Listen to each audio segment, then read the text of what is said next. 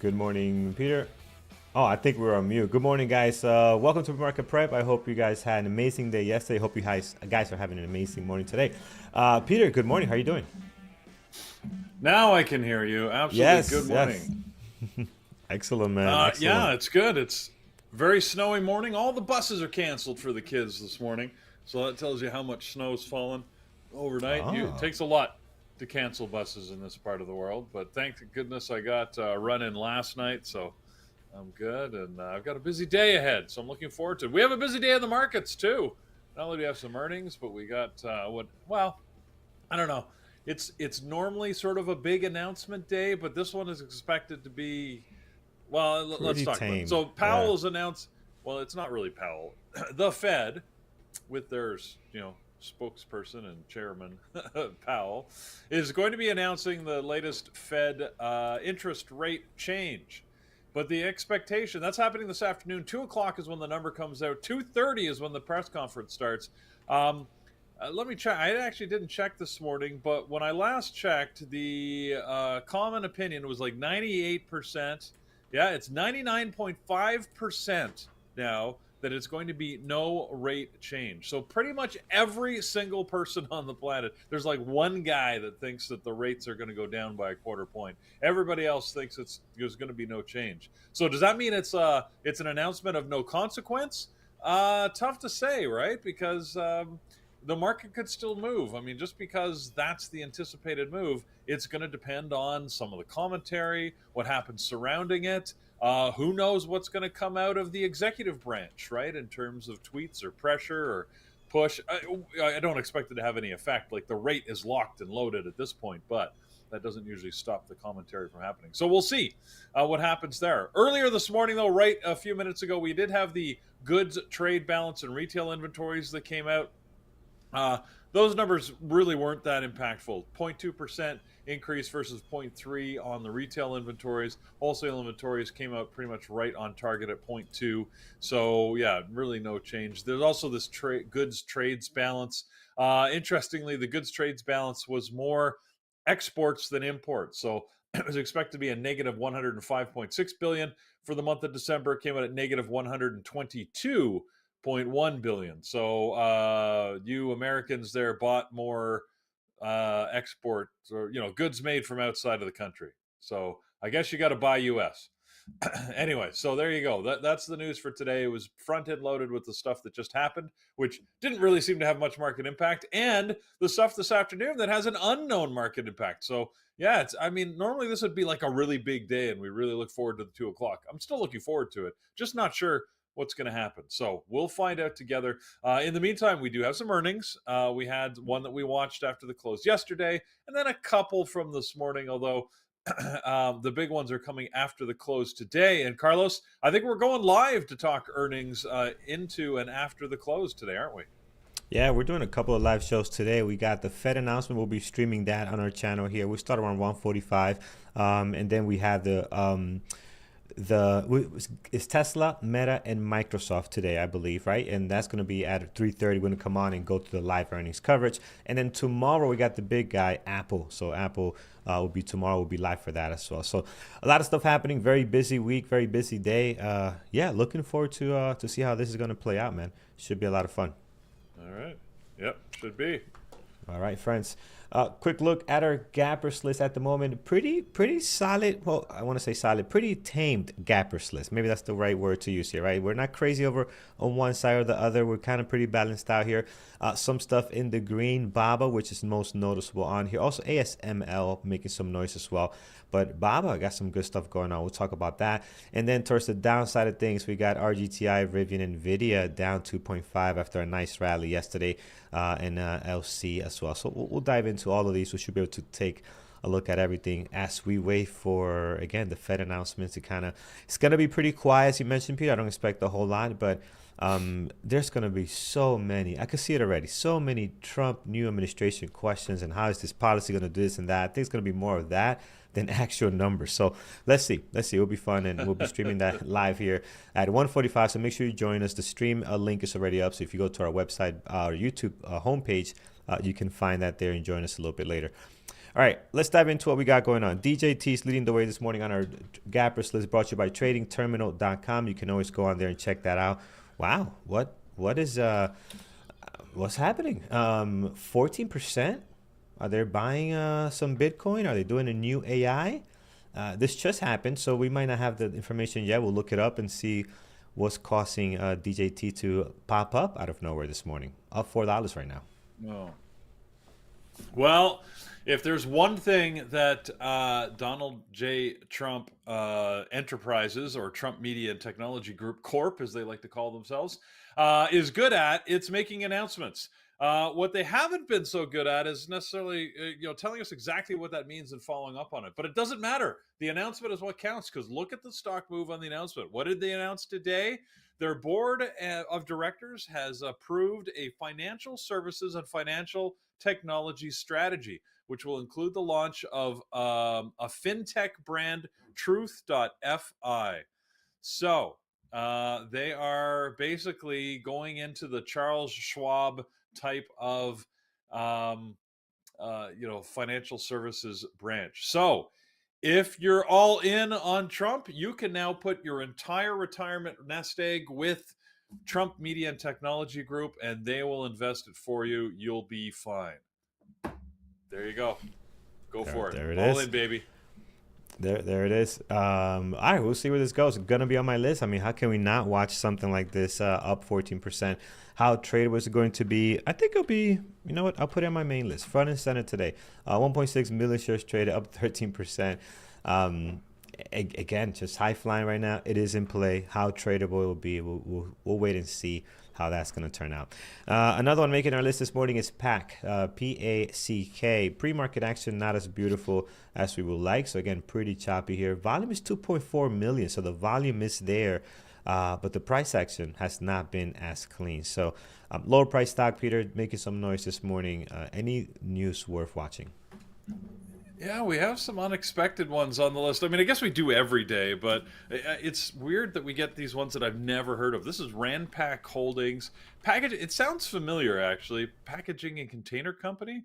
I don't know. Anyways, I'm not quite sure why they're gapping today. Last week, they made an announcement that they have some automated packing solutions where they're integrating some new, look, this feels like old news on manufacturing side, where they're basically using robotic packaging machines to automate the packaging process. They're using, of course, they had to throw AI in there. How much AI are they using? I don't know, but it doesn't matter. But that was last week's announcement. This morning, I honestly don't see anything, Carlos. I'm not sure why. I don't know. I'm not sure what brought the volume Why in is today. this news? I'm with you, man. Why is this news?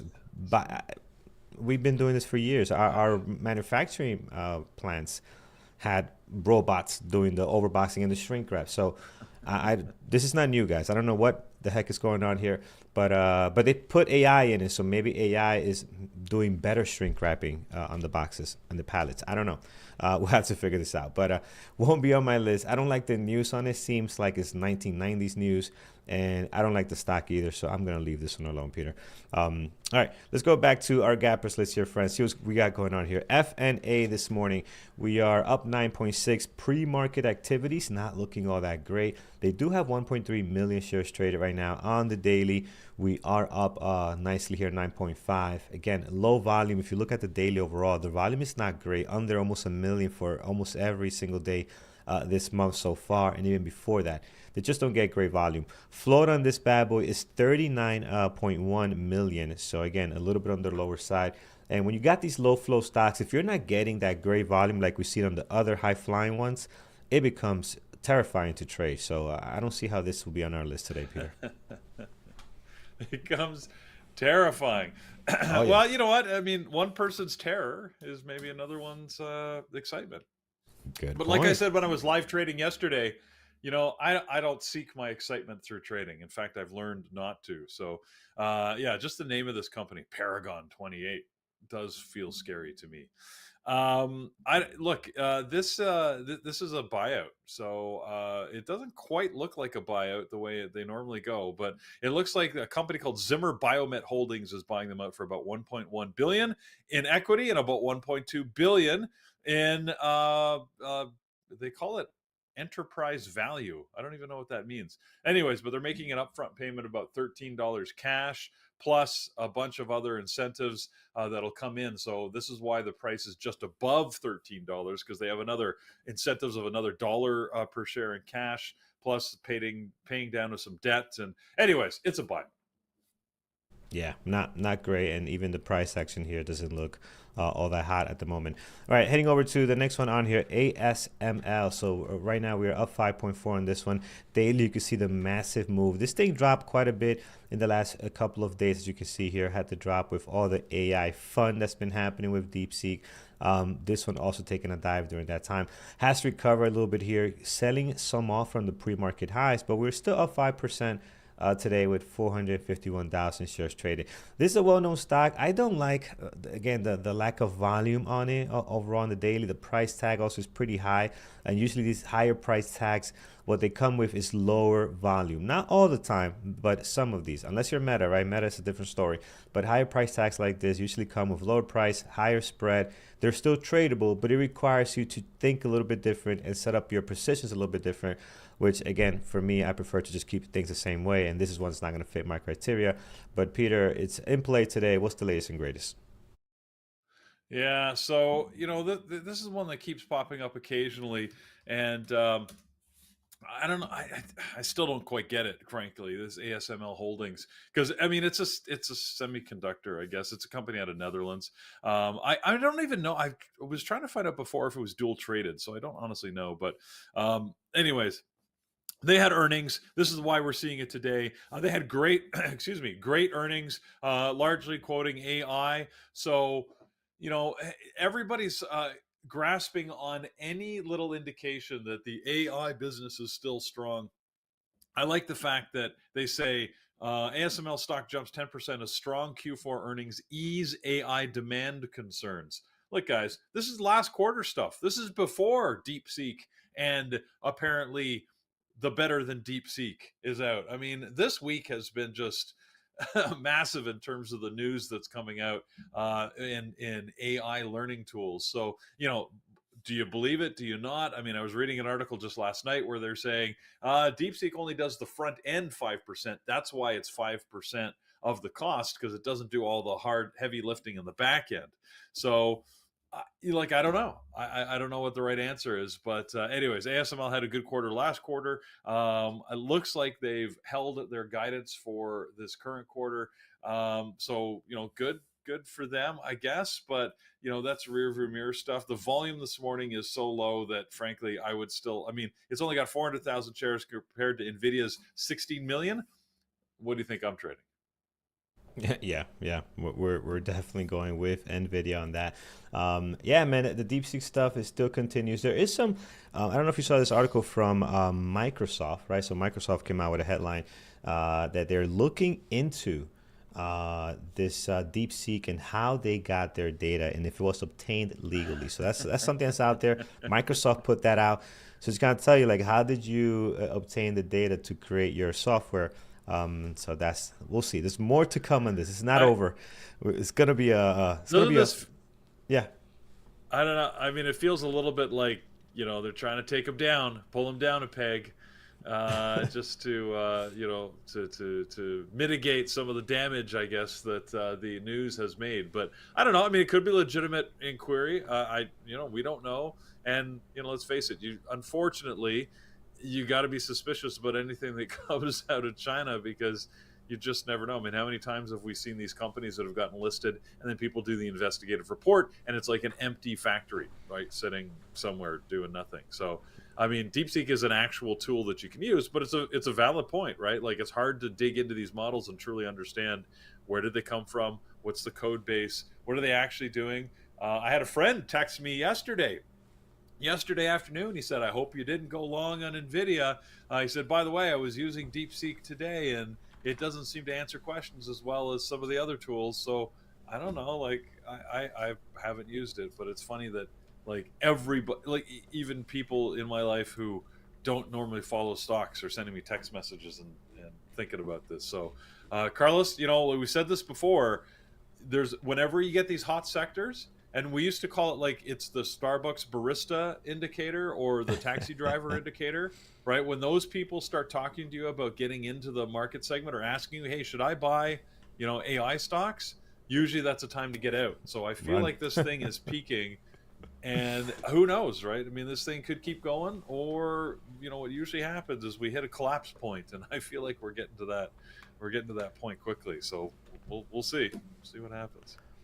Yeah, yeah. We sure will see, friends. Let's take a look here. What else we have on deck this morning? Heading over to our gappers list. Next is VFC. So VFC is on deck, and we are up 4% this morning, 450,000. If you look at the daily, we've been moving pretty good as well here. Again, not sure what to think about this. What's the float on this? 367,000 VF corporations, Peter. I'm not sure what these guys do, but they're up a bit here with a little bit of volume today. You don't remember these guys? No, This it's not ringing is a bell. no. This is they're an apparel manufacturing company, and I don't know. They were on our list in the past. I remember talking about them, but anyways, this is just earnings. They had to put in a big turnaround. I think it was about a year ago that they announced that they had a big corporate turnaround because some of their brands were not doing as well, and it looks like it's doing well. So they own like things like Vans, you know, the shoe company, North Oh, yeah, Face yeah, and yeah. Mm-hmm. Timberlands. Yep, yep. Not Timberland, Timberland, not the Mm-hmm. artist, but the clothing brand. The boots, Anyways, yep. so anyways, yeah, they basically got to announce a very positive quarter, and of course they're saying our turnaround plan is working. So all's working to schedule apparently. Not a great trader. I usually don't put this on my list, even when it's up here on earnings, just because I found that it just doesn't get the volume. I'd love if oh, geez, I can't talk. I'd love if it did, but it does not. Yeah, yeah. Oh, I lost you, Carlos. You're on mute. Oh, sorry. So, can you hear me now? Yeah, Okay, beautiful. yeah. All right, so yeah, so these are not great. We'll leave it alone as far as day trading. I don't like this one for today. All right, moving down. Okay, here's one that I love trading after earnings, right? And this is going to be Starbucks. So let's see what we got going on here. Starbucks up 3.6 this morning, guys. 397,000 shares traded. A lot of headlines on this one, Peter. But today they're crushing it, man. They're doing very well, up 3.6, and they're above their recent high, not all-time highs, because this guy's been struggling. If you look at the daily here, they've been having a real difficult time. They had CEO change recently. I mean, just a lot of change for them. But Peter, how did it do with earnings? And it looks like the outlook so far looking very positive for them. Well, yeah, there's been a lot of news recently in Starbucks about them changing some of their policies, but not allowing you to just sit there and use their free Wi-Fi. That you've got to buy something and be a customer, or you can't use their bathrooms. I mean, these are sort of what's been in the news for me for Starbucks in the last little while. However, it doesn't seem to have hurt their quarter.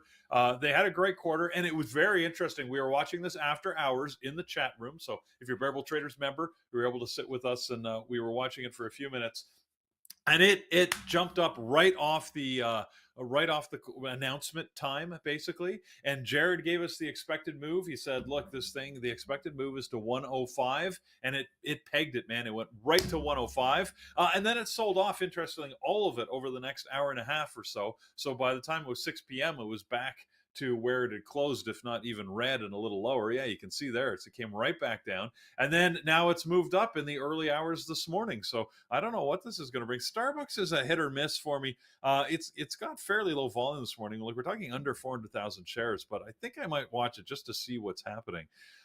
Better than its earnings though, so it did beat its earnings in the last quarter. What I found most interesting is that they also took the opportunity to announce that they are cutting 30% of the items off of their menu. So they're cutting their menu down by a third. So I don't know if any of you guys are Starbucks fans, but I didn't think their menu was that extensive to begin with. I don't know. I don't drink coffee, so I don't go there. But that seemed, they say both beverages and food, they're cutting a bunch of stuff off there. So I don't know. They always had that little display case with stuff that, do people buy it? I guess they do, or maybe they don't. That's why they got to cut 30% of them. So Zen Traders putting in a vote that they don't cut the lemon cake. I have no idea, but Oh, apparently they had a yeah. lineup Don't. of olive oil drinks. Those are going.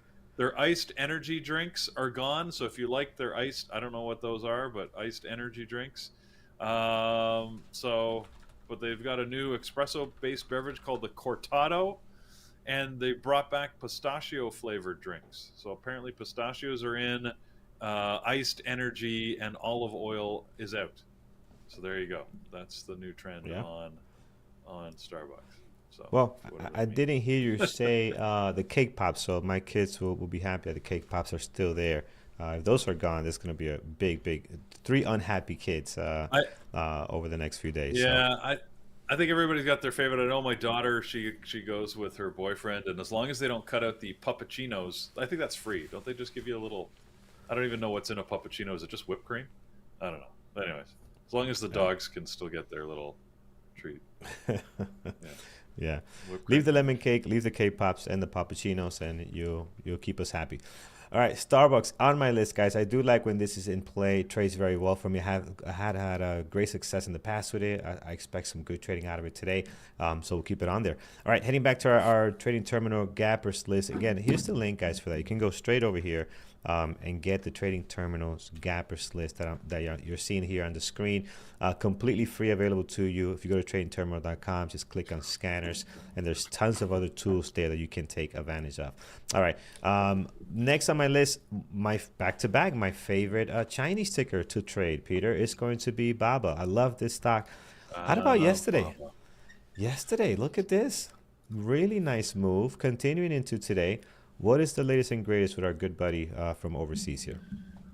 All right, so Baba jumped into the AI fray. I mean, they were already there. They were already, doing AI stuff themselves, but they had an unveiling of their latest AI model, claiming that it outperforms DeepSeek. So that's pretty quick of them, isn't it? They are right on this, saying, "Hey, you guys were all so worried that DeepSeek is doing, things at a 95% better efficiency. We'll one up you. Our new AI model is even better than that." So their name isn't as catchy, I found, as DeepSeek. Their AI model is called Qwen. That's Qwen. Qwen 2.5 VL. I don't even know how you'd say that other than Qwen 2.5 VL. So not doesn't roll off the tongue that. Anyways, but it's an open source multimodal AI model that they claim is better than a DeepSeek. They also announced Qwen 2.5-1M, which is a large language model. So, anyways, and then of course, as everybody knows, they launched Qwen 2.5-Max, which is the one that's supposed to be better than DeepSeek. So I don't know, man. Like, it's Peter, look, Peter, they claim to be better than DeepSeek. this So is how here you they are got us showing right now. today. You got us just like this, trying to Yeah, understand these terminology. What the heck, right? I think that's what he's saying there. yeah. But What yeah, no, I. the? um, Anyways, look, all I care is that it's moving, Baba. It's got volume this morning. As you said, it sort of moved yesterday quite nicely. Yeah, I think it's in play today. So a lot more volume than we normally see at this point. Almost 5 million shares, 4.8 million so far. So yeah, Baba should go on the list, I think. Oh, definitely. Already on my list, friends. Here you can see at the bottom there. It's going to be fun. A great day yesterday. Great intraday action as well. Hoping for some good stuff today out of Baba. So love that there. And that completes our gap up, guys. So let's take a look here. Yeah, everything here we have covered. We a lot, some that we like, some that we don't. Peter, anything that might not be on this list that you like this morning? You know, our internal chat conversation this morning got dark really fast, didn't it, Carlos? When I think I started it when you joked that you remortgaged the house to buy a Baba, and I said Yeah. I just sold one of my children to buy JG, which was behind DeepSeek. So, but I think it's also funded by Baba. So anyways, they win either way. But and then people started selling their kids and all sorts of stuff. Anyways, but We're kidding. Can't sell the children. For me, selling the children, by the way, would be like in Game of Thrones when Khaleesi there, when she sold her dragon. My kids are adults, so I can't sell them anymore. They're their own humans. They're not your So it's property. yeah. That's right. Well, they would incinerate anybody that tried to acquire them. So I figure that's a safe thing to do. Anyways, yeah. Other than what we were talking about, Carlos, look, I like the entire semiconductor sector today. I think just the continued conversation around AI. It doesn't matter to me really whether Baba's model outperforms DeepSeek or not. It's creating churn and uncertainty, which creates volume and movement, and that's all I want. Right where there's smoke is where I run. So uh, oddly, most of the sector is up today, except for Nvidia, which is down another 2.2%. So I'm going to be watching AMD just to see. It's rare that it's up on the upside. Let's see if it maybe will get a lift. I don't know. But Nvidia again down another 2.2. My God, to think that this stock just a couple of days ago was $150 stock, roughly. Uh, Yeah. Now we're sitting down at 125, so it's fallen good 15-20% here. So we'll see what happens, and if it keeps going today, we could see it maybe a close sub 120. I mean, we had that 2 days ago on Monday, and it bounced back. Yesterday looked good. Today could be another good day. Who knows? Like, it's early to be able to tell where Nvidia's going, right? Like, we know how much range it can get. So Nvidia's anyways on my list. It's got to be, in my opinion. Yeah, So yeah, absolutely. Since you started with Nvidia here, you could look at our gappers list. On the gappers list at the bottom there, we'll start with that one. It'll be on my list as well. Again, just everything Peter mentioned, plus more to come on this one. I love the pre-market activity now. Love the volume. We're down 2.4, 16 million shares traded, which is, if we, you've been watching Nvidia with us almost every morning. That's a lot. That's almost 6 million more than what we see around this time on a regular day. So again, some nice volume there out of Nvidia will be on the list here. Let's start here. Let's continue there from the bottom. Let's look at Rivian. It's another one that we like to watch. Can trade very well at times. This morning they're down 2.3, 828,000 shares traded. Will be interesting too with Tesla's earnings tonight, how they do, because that affects that's the big guy, right? It affects everybody else. It kind of trickles down. So Rivian will be good tomorrow, depending how Tesla does today, what they report. But right now, these guys are down 2.3, 828,000 shares traded. Peter, not a big drop, but is there anything that could be driving this weakness this morning? I'm not sure exactly. I see a couple of small bits of news, nothing major. They had initiated coverage from one of the analyst firms, Bernstein, and they came out and said they expect them to underperform. They set a price target, a very specific price target of $6.10, which is interestingly half the price of where Rivian sits right now. It was exactly half the price of when they announced it earlier this morning. And I was seeing a couple of rumors where they're suggesting that somebody needs to dig into their balance sheet, as Rivian, basically the only thing that is propping up their valuation is the fact that they've banked a whole lot of goodwill.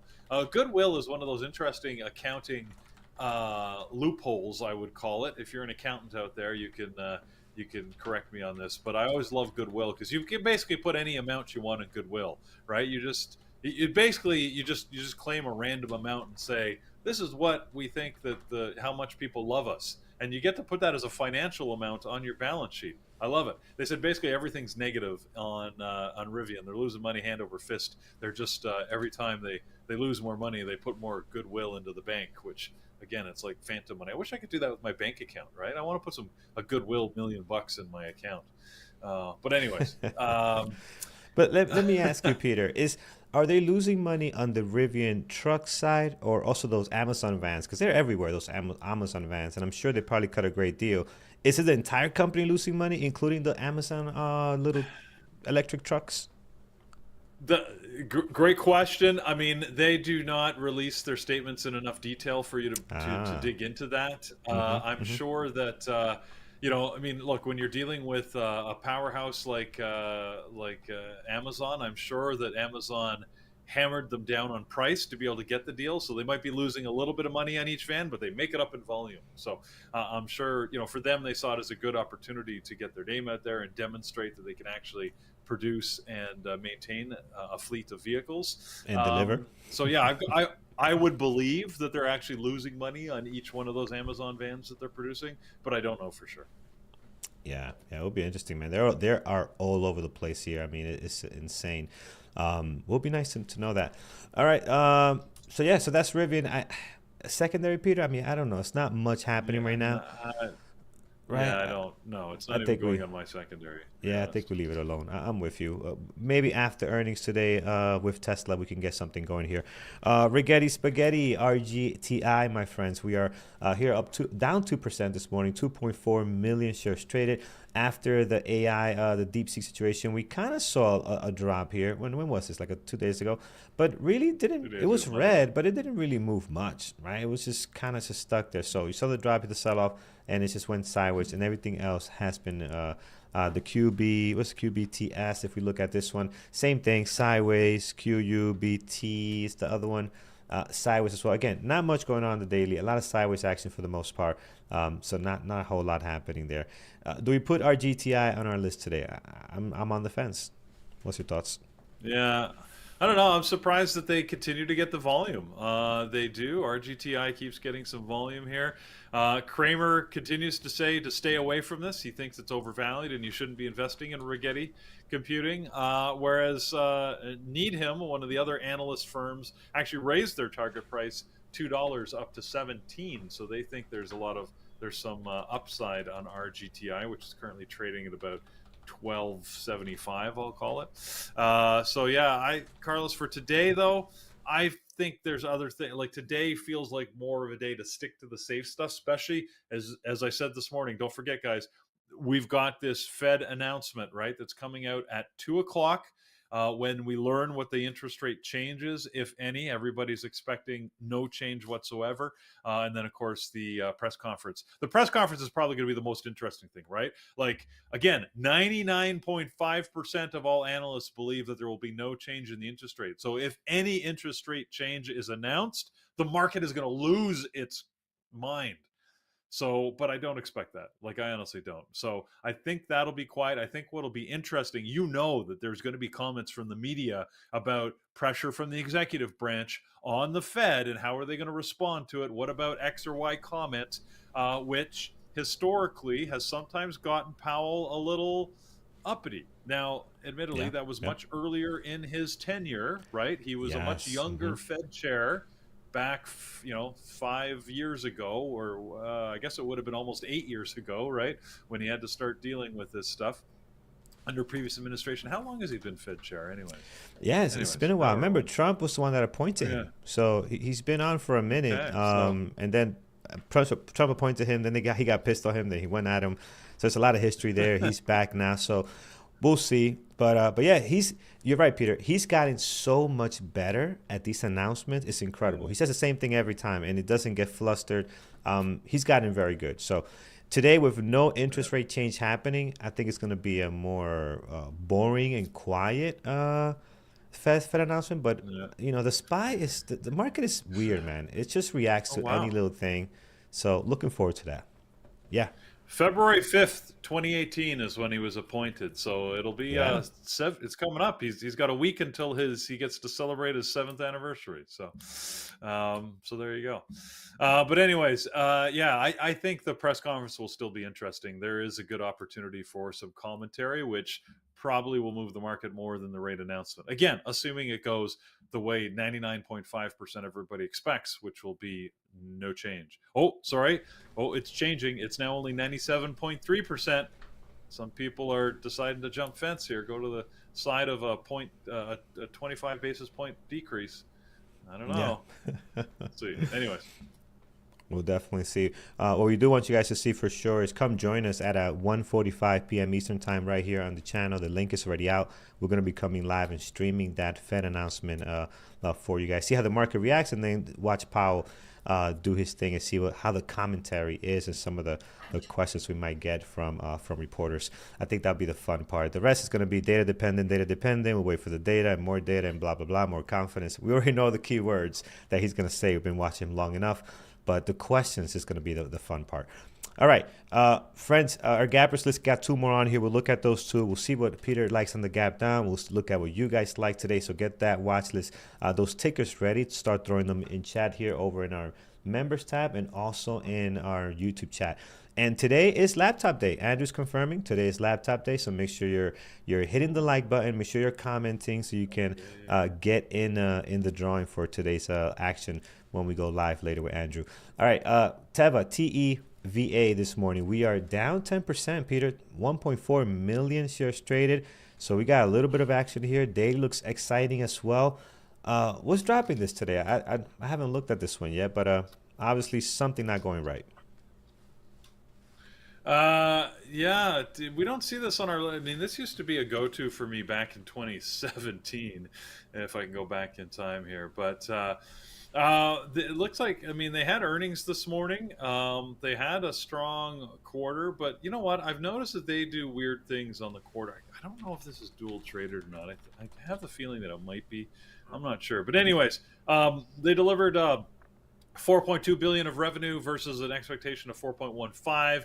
They beat on earnings per share, delivering 71 cents versus 68 cents. So, you know, like, I mean, the news was good. I think what happened is on the outlook, basically their revenue was in line with expectations between about 16.8 and 17.4 billion in revenue for 2025. But it was the earnings that was below. The analysts were looking for about $2.78. They said they're probably going to do 265 at the top end, maybe as low as 235. So that's why they're dropping, because they're not going to be making as much in the next year as analysts wanted them to. Yeah, that will do it for you. I like the drop here. I'm going to put it on even on a secondary for right now. So we'll put it on here. And I see our chat is blowing up. DJT, guys, take a look at the massive move. Hit as high as 35.36. Since then has been dropping down, so coming down a little bit of a pullback here, which again somewhat healthy given the move that we have this morning. We're still up over 12% here. Let's see if that is going to hold. So it's on my list. It's on my main watch list today. It's not the easiest stock to trade, but obviously this type of volume, this type of move, and actually some news behind it is worth having a look at to see how the market, how the bell is going to treat this one here. All right, that is the last one on our list, Peter. Anything you like as far as what's gapping down today, and then we'll get over to our chats to see what the people like here. Well, look, I mean, pretty much the entire Magnificent Seven list is gapping down. I say pretty much because 6 of the 7 are gapping down. The only one that is not is Meta. I'm not sure why. Meta is holding up here. Beast, it's man. just Wow. green by about $2.50 or 0.4%. So it's just hanging out on the green side of the ledger, whereas pretty much everything else, Apple, Tesla, Microsoft, you know, they're all down here this morning. So yeah, I think today is a type of day for the Mag 7. Whenever we get interest rate announcements, I even more heavily tend to gravitate towards the sort of what I consider my bellwether stocks, right? The big volume ones that I know aren't going to go too crazy, but can still get good movement when the announcement happens. So we'll see what happens. Again, this whole AI news has got me focused really on the semis. So I'm definitely going to be watching AMD and Nvidia. But other than that, I think I'm going to be watching Apple, because it had it had 2 good days while the rest of the market was, you know, feeling some pain, or at least a good portion of it was. Yeah, Apple was happily just trundling its way higher, especially at the open. Like yesterday's open was fantastic on Apple, and then it went sideways for the rest of the day. But so today, you know, it's down a little bit, but you know, it's not much of a pullback after the good move that it had. So I'll keep an eye on that. Keep an eye on Tesla, of course, as always. We'll just see what happens. Yep, absolutely. Let's take it to the chat, see what you guys like this morning. I see TMUS being thrown out. Let's take a look here. T-Mobile this morning up 7.2, so big pop for them. 247,000 shares traded. Not a whole lot of volume. But again, these guys, I think they reported this morning or last night. Was it this morning? Might have This been morning. this morning. This Yeah. morning. Okay. So we're Yeah. getting the move here, Peter. Not a great intraday trading stock in play today, depending on what strategy you like to trade here. Won't be on my list, but obviously Yeah. earnings doing good today. Yeah, they beat their numbers again, revenue and earnings. This just never trades well. Like AT&T was actually a surprisingly good move because on Monday, I think when their earnings came out, but yeah, T-Mobile not.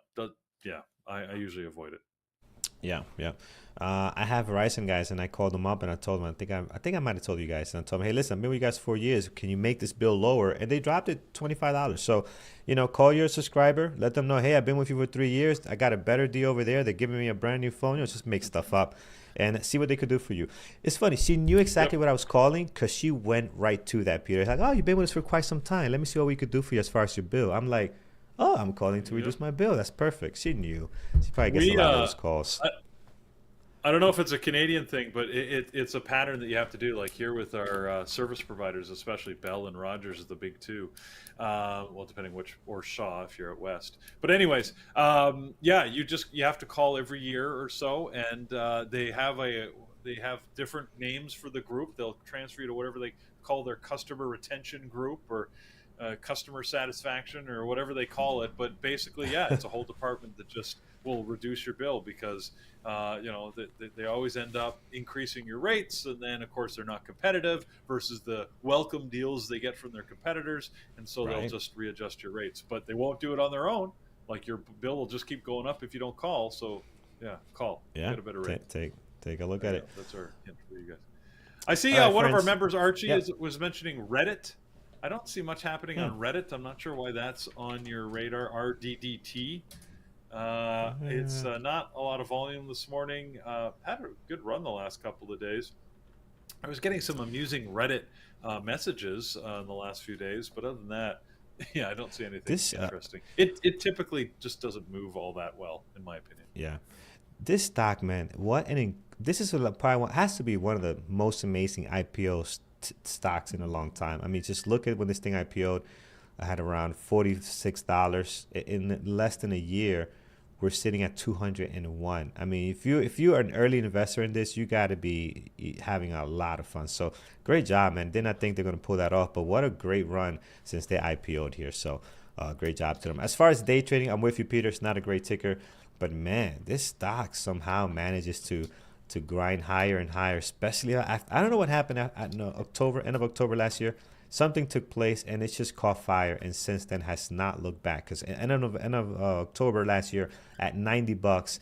Since then, guys, a couple of months at 201. So, wow, massive move there. Whoever got this right, you're happy and doing pretty well today. Peter, let's head Yeah. over to what's happening in our beautiful community. Today is Wednesday, big busy day for us here with the markets, but also in our community. Yeah, let's get ourselves back on schedule here because I think we're running a minute or two behind, but we're good. It's Wednesday, which means it's Psychology Wisdom Wednesday, as I like to call it. So tonight we've got Randy Howell, who's going to be presenting in our webinar room for all of our elite members. That's at 8 o'clock usual time. He's going to talk about how you stress proof your mind, and we should all know, if you've been trading for any period of time, how stressful trading can be. So it's good to understand what causes stress, how you can manage it, and how you can even avoid it in the future. So that'll be tonight's webinar, and should be a good one, as Randy's usually are. And Dr. Kenneth Reed will be with us next week, talk about how you win in the long game, because we talk about trading for a living, and that means you're doing it over the long term, not just, it's not just the one-day wins that are important. It's how you sustain that performance and the mental resiliency to achieve that performance. So he'll be talking about that next week, February the 5th. Now, normally we have a bookmap webinar at noon. I want to say that Nathan is feeling under the weather, so our hearts go out to Nathan. Hopefully he's feeling better, but he sent me a message yesterday and said he needs a break. He's exhausted and not feeling too hot, so he's going to be taking the day off. So no bookmap webinar at noon today. All right, we've canceled that one for the day. All right, and that's what we've got. If you want to join us in the community, we have stuff happening every single day. You can join us using any one of our membership options, including the Elite Annual, which currently is for 50% off. You want to take advantage of that while it lasts. If Andrew's hearing me now, he may be sending a message already to the team. maybe shut down that benefit. So don't delay. Shop today. There you go. Anyway, sorry. I felt very much like that I was that felt on. so that felt so car salesmanship sleazy a little bit. Yeah, Don't didn't it? wait. I sort of, Yeah, that was I awesome. did it. I did enjoy it. I gotta learn to say that with a straight face. But anyways, but still, it is a great deal. Hopefully, we'll see you in the community one way or the other. Even if you just want to kick the tires, try the intro offer. It's a good deal, right? It allows you just to see what it's like being part of a community, having conversations with our other members. We're convinced you'll like it. It's a great community.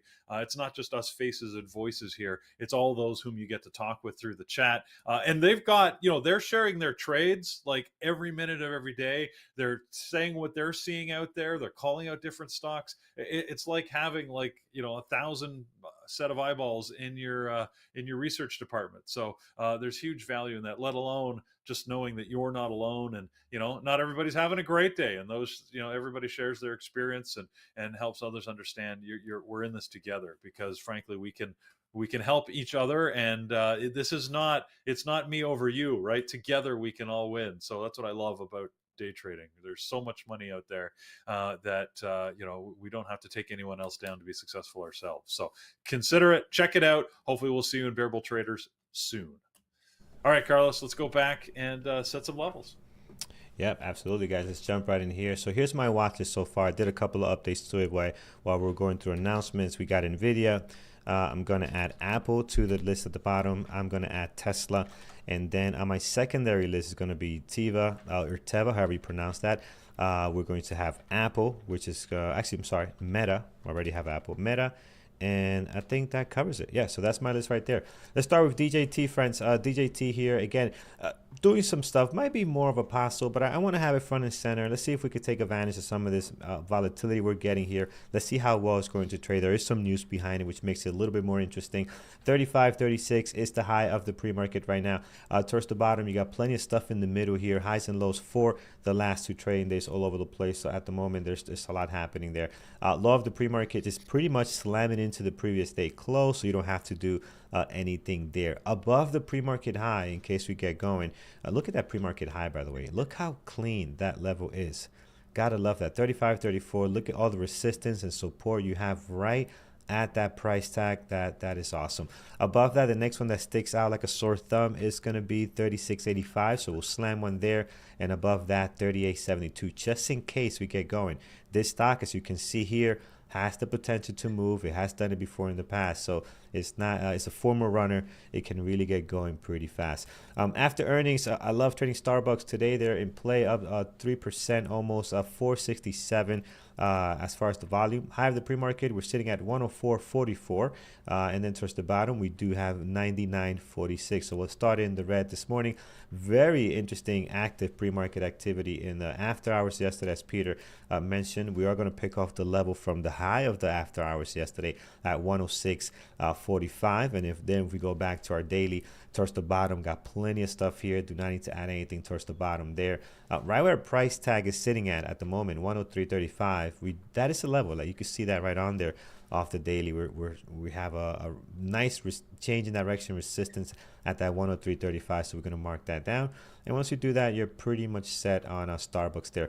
Let's take a look at Baba. Big day yesterday, man. Really nice, as you can see here. High of the pre-market this morning sitting at 99.99, and then below that we have highs and lows for the last two trading days. We're going to move to the left here and see what other areas look interesting. This one does here, 94.14. We'll slam one there, and then we're going to slam another one at 103.81 as well. That looks really good. So that's Baba for us. I love the pre-market action. I love the action from yesterday, and they also have some news, including the most talked about topic in the last 2 years, AI. So that's going to be fun to watch. Heading over to Nvidia again. Yeah, go ahead, Peter. I was going to say, if you don't believe that levels are magic, just look at Baba this morning, right? And just look at how it hit 99, like you said, 99, 99. Even if you go to a 1 minute chart, you can see for like 5 minutes in a row, it just tried to get through that. And even pre-market, somebody said, nope, I'm holding you here. So look at that. 1, 2, 3, 4, 5 candles. Just right, literally 99, 99. Like, you can't make that stuff Yeah. up. So these levels are magic. They surely are, man. So, taking a look at the levels on Nvidia here. Nvidia, last couple of days, really interesting stuff. Sold off, came back, and now we're just kind of hanging out there. Not really selling off, but are showing a little bit of weakness in the pre-market, especially. Low of the pre-market right now, 125.47. We'll put a level there to mark that. And then if we look to the left here a little bit, you see the big level is this one here. We lost this 2 days ago with the DeepSeek stuff, but that's the big level. That previous day close line can become resistance today. Above that, in case we do get going, we do have 133.96. We'll put one there, and then towards the bottom, right in the middle between the highs and lows right now, because we have such a big range the last two trading days. 121.53 is going to be a great one. Once you do that, guys, pretty nice chart. Nvidia, you guys remember this thing hit all-time highs here, and then just went sideways. Really didn't get much more going after above that 150. This is the biggest move we've had in Nvidia in a very long time after a lot of sideways action. So exciting to see, and let's see what the rest of the day and this week looks like for it. Let's head over to our good buddy Apple. Again, Apple reporting tomorrow, not today, but today will still be a good one to watch. If we take a look here at low of the pre-market this morning, we're going to be at 232.98. So 232.98 for Apple, towards the high, pretty much above the previous day close at 238.52. Once you slam those two, you're pretty set. You got a lot of support and resistance surrounding the current price action, the current price, and above that, just in case we do move higher, 243.16. Last but not least, also with earnings tonight, this thing is stuck between the highs and lows of the last two trading days. You can see right on there, just smack in the middle, slightly below the previous day close. Decent volume, not great. We've seen much better volume out of Tesla. But again, this will be fun today. It's going to be fun after hours with earnings, and it's going to be fun tomorrow as well. So we got a lot of Tesla watching to do here. 394.50 is the low of the pre-market, the high at 399.70. And once you do that, you don't have to add anything else. You're pretty much set. Highs and lows for the last two trading, covering all the price action. Friends over on YouTube, make sure you slam that thumbs up. Again, you need to subscribe, you need to like, and you also need to comment to be in the draw for the laptop that's being given away today. Not just the laptop, you can switch between the laptop or a BBT membership. So whichever one you pick will be great. If you're if you're overseas, the membership is better because the shipping is a little bit insane. But yeah, you got some options there, and you can make more money with the membership anyway. But that's a whole different story. Peter, take us through what our team is watching this morning. All right, our team are coming in with their list, and a lot of common names on there, as you would expect. Okay, Thor is going to be watching AMD and Amazon, of course, the market overall. Jared is going to be watching Tesla, DJT, Baba, Starbucks, and Microsoft. Mike is going to be watching DJT, Starbucks, and Baba. You're going to see Starbucks and DJT on a lot of people's lists, I think. Megan is going to be watching Nvidia, Apple, and Starbucks. Eamon, not having a good connection today, but he is alive. He did mention that he had to go down for a police station interview, so it looks like he's survived that. So that's good news. Is he following your lead to try to fight some tickets? What is he doing here? No, man. Look, is he doing the Peter? No, where he lives, you don't fight the man. That's too dangerous. So that's very true. But he mentioned it yesterday that he got stopped in the street and said, "Hey, did you take this course a few years ago? And we need to talk to you about it." And anyways, it all sounded pretty suspicious to me. I almost said sus. Sounded sus. Who am I? What do I think? I'm like 20. Sounds like. Anyways, yeah. All right. Anyways. Sounded suspicious. Anyways, Avi's watching the Magnificent Seven and AMD, of course. Phil is watching Nvidia. I like how Domina is saying that cool dad points. No, it's just cringe if I do that. I did it again. Anyways, all right. Sorry, moving on. Phil is going to be watching Nvidia, Apple, Starbucks, Tesla, and PLTR. Brendan is going to be watching Nvidia, DJT, Baba, and Apple. Andrew's in with his list, watching DJT, Microsoft, Apple, Nvidia, and Meta. I'm surprised he didn't put Starbucks on his list, but Lenny's going to be watching Apple, Nvidia, MU, not one we talked about, Baba, and Starbucks. I myself, the usual three, plus Baba, DJT, and Starbucks. Brian is going to be watching just three today, surprisingly, Nvidia, Tesla, and Teva. Of course, he did put the scanners on there, so we'll be keeping an eye on that. And last but not least, Pierre will be watching Nvidia, Tesla, Apple, Baba, and Starbucks. So there you go, guys. That's what our moderators are watching. I'm sure you can find something good off that list. We got Andrew with us, so get ready. We're back to exciting open trading compared to the boringness I subjected you to yesterday. Welcome back, Andrew. How are you feeling today? Good morning, everybody. I am feeling great. Yesterday I was super sick. Like I was never sick like this in my life. And I know why. Like over the weekend, went to Whistler, and it was like really cold, like minus 15. And one of my friends brought a drug. It was like a pink powder. He said, "Hey, you want to try?" So okay, all right. I'm experienced with everything. So we did a little bit of this pink, and then it was the craziest drug I've ever experienced in my life. Like my mind became super sharp. Like I could be a genius. Like give me any mathematics I could handle. And then we felt great. Like with t-shirt, we went out for 15 minutes, walk, jumping on the stove. It was like minus 15. And then we're just having fun and then coming back. And then I realized there's something not right because 5 minutes in that weather, you get hypothermia. But we were so cool, like we were not feeling cold or warm. And like, oh, and then I said, we're going to get sick. This is crazy. Let's just do not bring me that thing ever again. So, yeah, I know that's, and then of course the next, like, cold and shaving. And I was just dying. Like, that was crazy. That was one of the Can't craziest imagine thing what I've went ever wrong. actually. I know. Look, does everybody? I've got my disappointed dad face. What Andrew? I'm going to tell you what I tell my kids. If somebody gives you a strange pink powder, your first instinct shouldn't be, yeah, sure, I'll put that in my body. Let's see. Yeah, Come sure. on, Yeah, I have only man. one life. I get that from a stranger. Yeah. Anyways, no, it wasn't even 2C. Like I know 2C. The 2C is a drug came from Colombia. I know what it is, but and especially the colorful stuff. They can mix anything, and then they can add Come some on, man. colored dye on it, and you think it's 2C. Oh yeah, you do. Anyways, like it was crazy. Like, and Good I knew market. the moment that I actually brought people in, I said, guys, come in. Like this is the environment that you get frostbite if you stay 5 minutes. We're in t-shirt, jumping on the snow, playing and having fun. This is not good. Okay. Anyways, You should have all right. So let's should get have come back to into. you should have come with me to Vancouver Island. You could have played in the waves at 1 degree. Yeah, if you had that one, you would have just jumped into the water and just No, I had a surfing in the wetsuit Gulf. on, so it was all good. Yeah. All right. So let's see what the market is All of. Teva right. is the pharmaceutical company is dropping. Is that an earning? Today is probably one Yeah. of the most important earnings, guys, we've ever had. Tesla, Meta, Microsoft. Fed decision is at 2 p.m. And Bank of Canada, I think it's earlier this morning. So very, very, very important, I'm guys, liking today. Teva.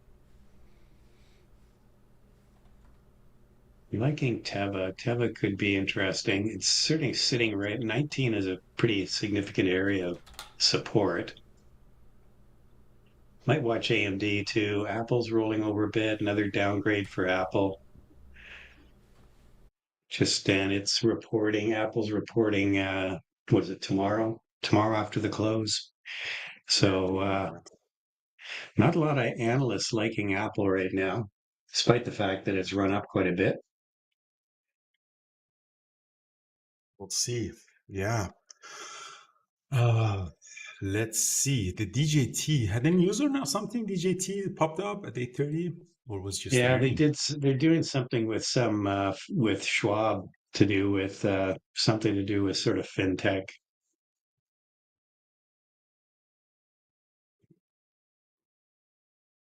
Right. So that is DJT. Starbucks had earnings. Starbucks is very disappointing. This brand is Starbucks. really. I don't think Starbucks doesn't trade very well. It's my only concern. I'm Starbucks kind of generally. looking. What I'm looking for with Teva. Teva, I want to see a pop back up to the VWAP. So that would be around 1970, maybe gets to 20, close to it, and then take it for a short.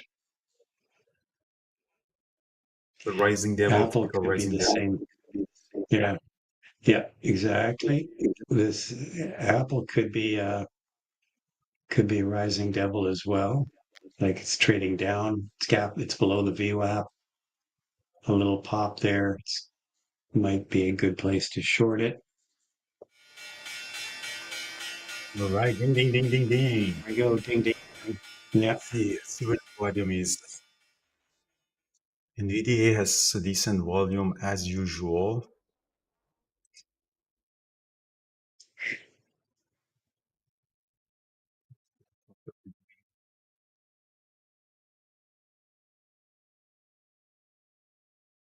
Okay, Teva's on a short selling restriction. Didn't really get the pop I was looking for.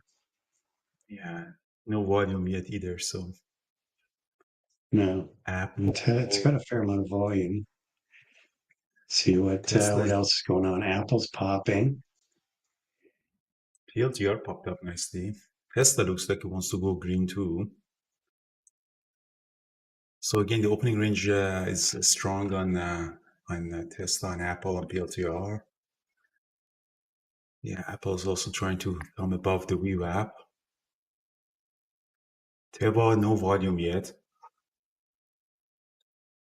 This might be a bit of a choppy day, just because we've got so much news that is going to cause some volatility a little later, like when Fed Powell starts talking.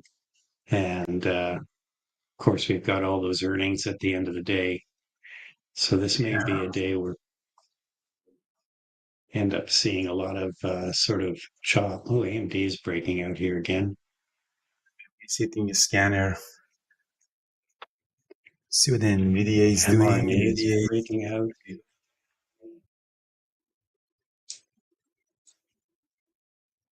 Rigetti, huh? Hmm. Rigetti is interesting volume. It's kind of flat now. Nvidia looks like it's holding. Tesla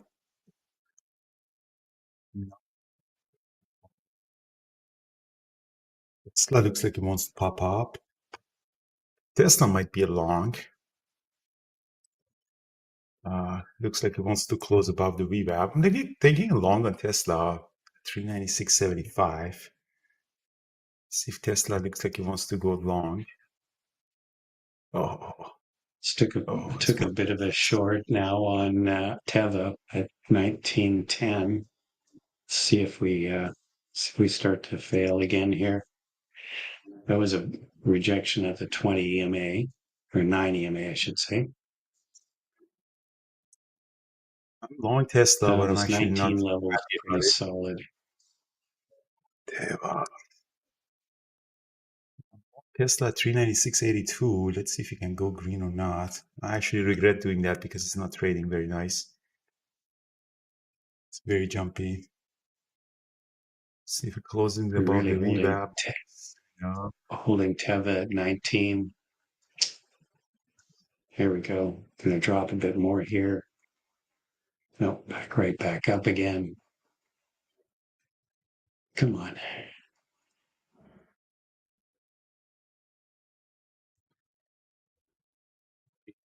Still below the VWAP. It didn't even hit the VWAP. All right, let's see if Tesla wants to go to green. It's Tesla is one of those super choppy days for Tesla. The way that it's trading is just. I Okay, have the I chance just to get covered out of here at the and break even. just covered some Tesla or some Teva at 118.92 or 18.92. I just don't. It doesn't feel like it wants to drop here. Right, Tesla green guys. I'm partialing Tesla guys at Tesla's going 398. nice. Yeah, so I'm Tesla partialing just went Tesla green guys. on the day. Yeah, it's kind of a. Oh, see, it's I'm kind of a out of super weird. I'm out of the rest of Teva. It's not trading very cleanly. The volume hasn't come on the Teva yet.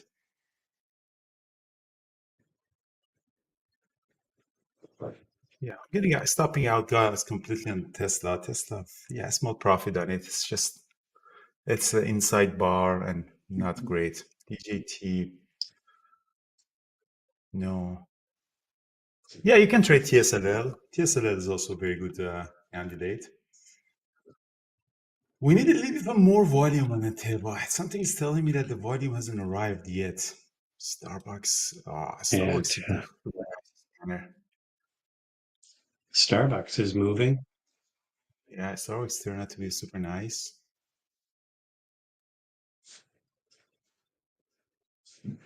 Starbucks had Starbucks a was nice nice. little pop up at the open.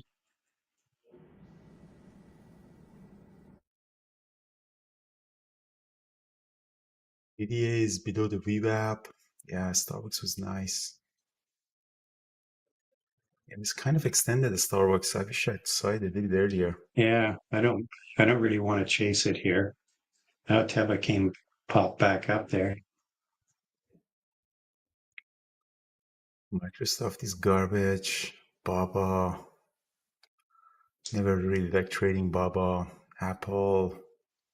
No, I didn't. Those I, kind of, I don't like Baba either. I'm long Nvidia.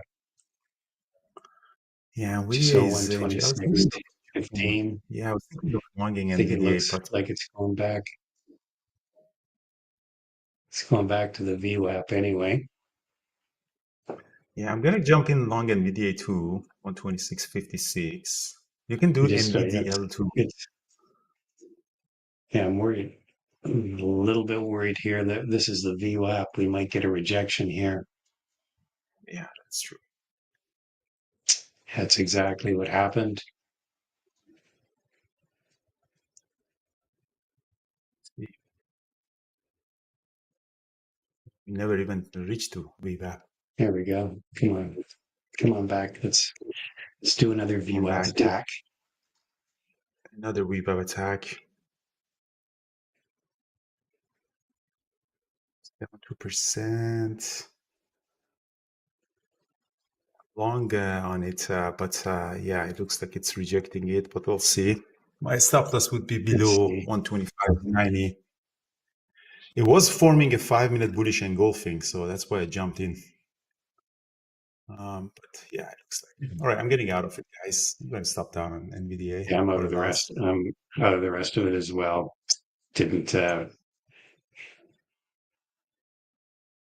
yeah, that rejection of VWAP was not it's not good.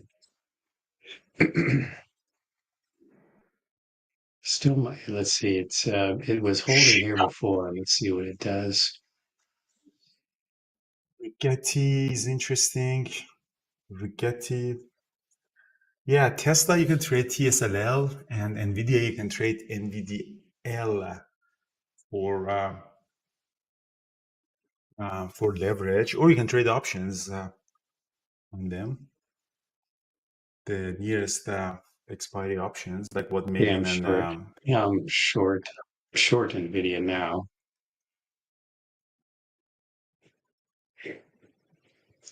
Bob, yeah, This Nvidia just might probably got be out a of it. kind of a choppy day. Big order at 125. AMD, She's right super back up. choppy. Yeah, super choppy. Doing anything. Tesla rejected that. Tesla on a daily chart, yeah, Tesla earning is today, so kind of undecisive. Usually we see the stocks near earning, they don't really trade significant because a lot of people are waiting one way or the other.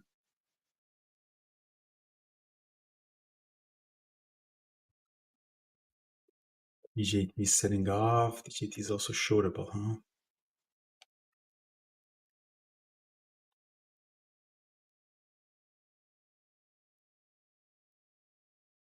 Go Okay, we're going to back down TEM, here. yeah, So TEM looking at using the scanner. Let's see what TEM doing. Yeah, TEM was a nice ABCD pattern, 5 minutes green range breakout. It was very nice. Yeah, I missed it. What's Starbucks doing? Starbucks put back. okay, and just I just covered this Nvidia trade. I don't like the way it's trading either. Yeah, nothing's trading very clean. Wow, Tesla's turned and burned to the downside. Yeah, Tesla. I'm glad I got out of Tesla. Yeah.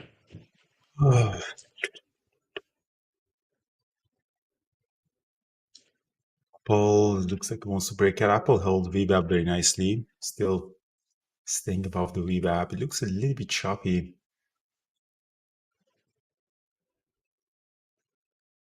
You can trade AAPU too. That's the 2 times leverage of Apple. I had that. I sold it by the swing, by the way. Those of you who did actually a swing trade from Apple, Apple did very nice bounce from 200 moving average day, almost from there. So that was a very nice bounce we got. So I sold it all. Yeah, Apple might break out, but it's a little bit meh. Like AAPU would be better, or trading with options like 235 calls or 237 30 calls would be nice. It looks like it wants to pop up. Yeah. Actually, I forgot to share my screen. So let me put up my screen here. But it's bothered me. Bob never really traded. I never really was fan of Bob for day trades. Wow, the volume came in on Bob. Crazy.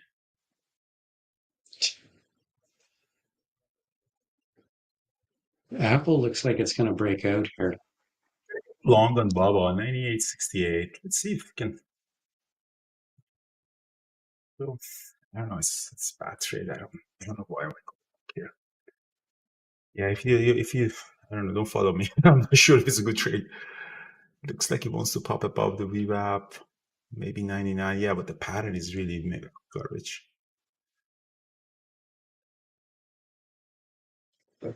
I'm just Fine. long, just a little Apple. I mean, it's this is not a great open here. It's we just seem to be pretty choppy right now. Well, SPY's going to sell off a bit here.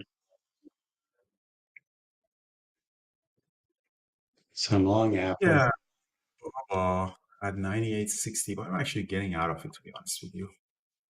I don't like See if after. we can I get don't through have any. 230. I'm looking at Yeah, I through got 236. Rigetti is moving. Rigetti is moving very nicely with a very nice pattern. Yeah. All of the wow. OKLO actually was What? What was that?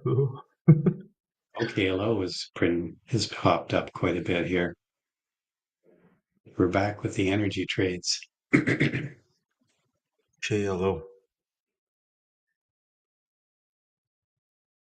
popping up again. The discussion was the energy, so I'm gonna get some long All right, Apple here we go. AAP. Let's see. Let's see if we get 236 on Apple. It's getting Yeah, I'm there. gonna get long some APU. AAPU is the 2 times leverage of Apple, so see if we can actually move that one a little bit. Everything Oh, is already just hit the. trading horribly. I'm getting out of Apple. I don't even like that trade. No, it's just the moving average over 5 minute chart is usually is not doing anything, and today is the earning.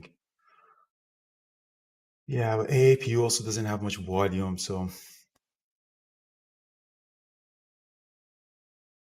Papa, Nvidia, yeah, SPY Nvidia Qs is have dropped a bit here. Interesting.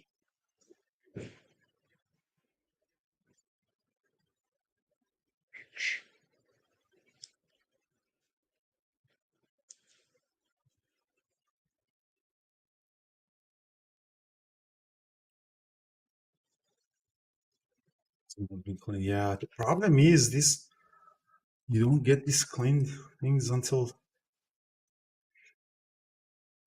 market spies at 602.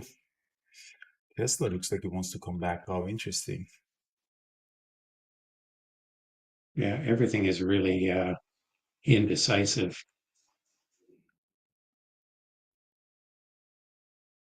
Maybe the volatility is at 2 p.m. when the Feds are coming.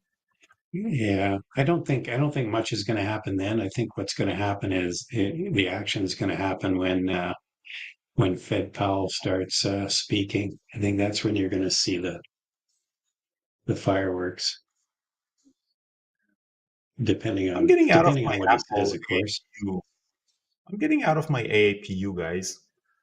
I just don't like Apple now. It's just, yeah, that's like my area that I'm having fun. So Teva is absolute garbage. PLTR rejected that very nicely. Yeah, I'm not trading Apple right now. I don't have any, like, I'm keep trading that. I don't have a trade book on them. I don't need to. Why am I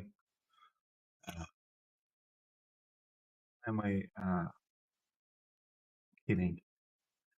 Well, nothing for now. Wait, it will come. Eventually will come. Um, Eventually that trade comes. Maybe a reversal on Tesla or PLTR. PLTR is setting up very nicely. S3 at PLTR is 78, and then we have S4 76.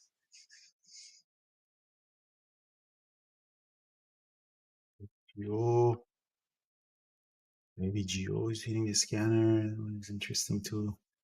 Come.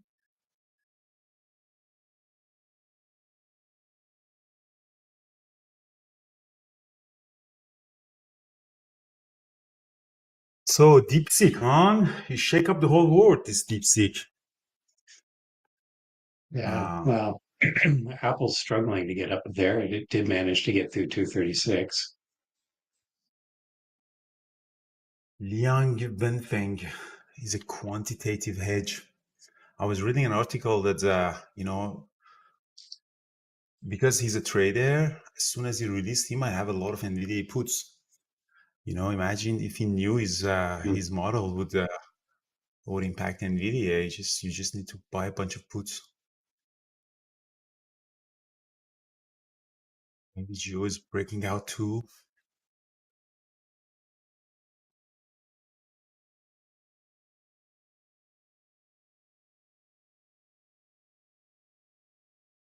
All right, Bank of Canada dropped the rates as expected.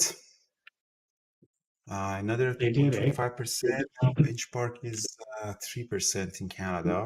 It means that our mortgages are Another how going to be much? better. How much? Another 0.25%. So that means that Okay, quarter now the point. benchmark in Canada, so yeah, quarter point. Yeah, thank God. Like a little bit. Oh, please save us.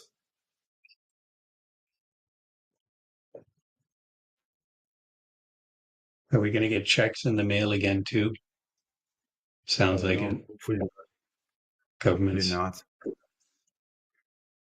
Apple, yeah, I'm glad I got out of Apple. Guys, nothing really super interesting. Baba hit the scanner. Let's see what Baba is up to. Yeah, Baba sold off too. I'm glad I got out of it. Yeah, see, when you make trades, that guys, you have no trade book on it. Like Baba, I really didn't have any trade book. What the hell am I thinking going along here? See, that's what happens. You gotta get out of it. Yeah, AVGO was nice. Broadcom AVGO is nice, breaking out. But again, these are a little bit, because they're all flat. They were not really gapping up or down. I don't trust these patterns. All of them. Like Tesla went to previously closed. Boom. And that's the problem. When you Yeah, don't have a lot of, Tesla's yeah, Tesla's back at low of day. That was again a really nice. That was a nice VWAP rejection. Now Nvidia is trying to move. Nvidia is interesting. Yeah, that's a very bullish candlestick on Nvidia. 5 minutes. Right, I'm going to get a long on it now, 126.13. This is very bullish. Let's see if it looks like a squeeze. Let's see if it can actually get above the VWAP. Stop loss would be below 125.70, half of this candlestick. That looks like a squeeze. We'll see. Okay, I'm adding more on it. Let's see. Can close above the VWAP. That would be nice. When is it Nvidia earning? Is it anytime soon? No, Nvidia doesn't have earnings till February, into February. Yeah, it's one of the last ones usually, huh? Yeah,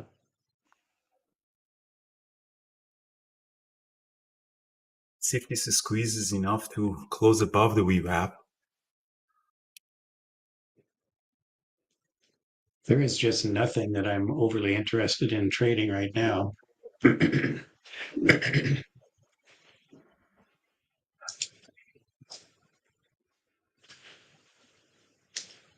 No, it's not Nvidia's fault, it's my fault. I should have waited until it closes above the VWAP.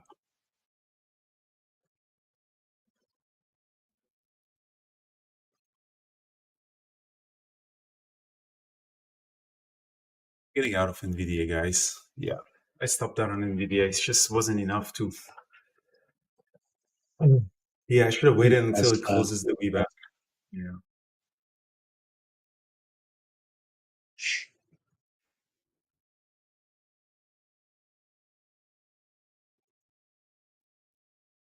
Tesla bouncing again. We're just directionless on the SPY.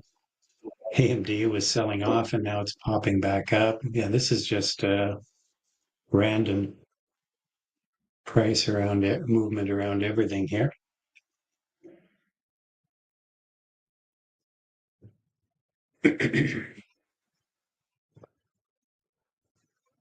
Oh, weird day.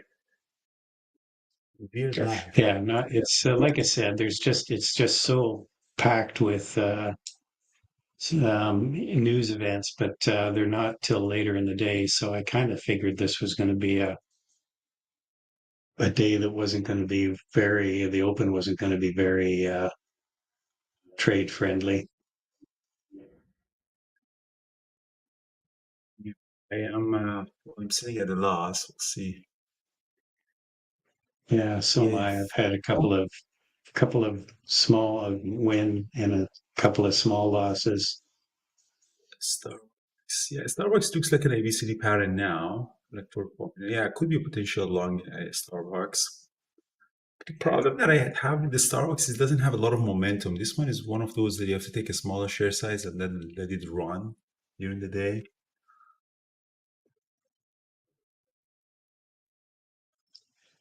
Watching the SPY. SPY looks interesting. Might be popping up here through the VWAP. See what it does.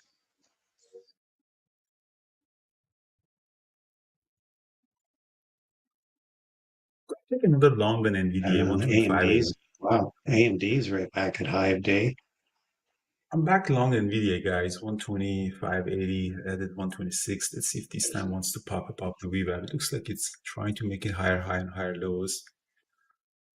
This is a little bit of a revenge trading. I don't really have any trade book on this. What I'm looking at is like trying to make a higher high and higher lows. This VWAP, the blue line, is super important. If you can't really break it, then we would be in trouble. But I lost everything. I might as well take another trade. So see on the 5-minute chart, we're making this, trying to make this new higher high and higher lows. The VWAP is a challenge, plus it's gapping down 2%. But if it closes above the VWAP, then 127 is an area. But volume is so tempting. Like order flow is amazing on it. Paris, PLTR short, very nice. You started shorting PLTR. All right, so let's see if Nvidia can close above the VWAP. It's trying to go up now. Just long some SPX options on the SPY. These are very dangerous. Very nice, Paris. Let's see if Nvidia can we survive this pullback on Nvidia or not. Oracle really sold off right at the open. So did Meta.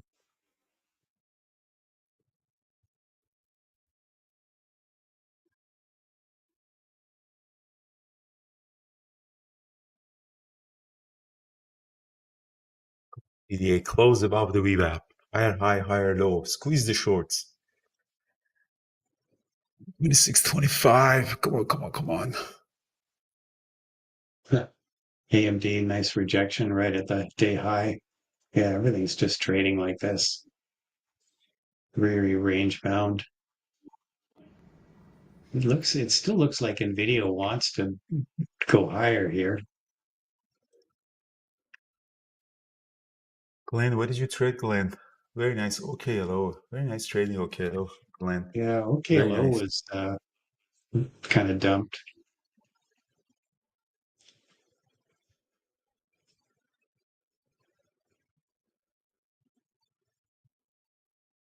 Okay, I'm just selling some SPX options, 1410.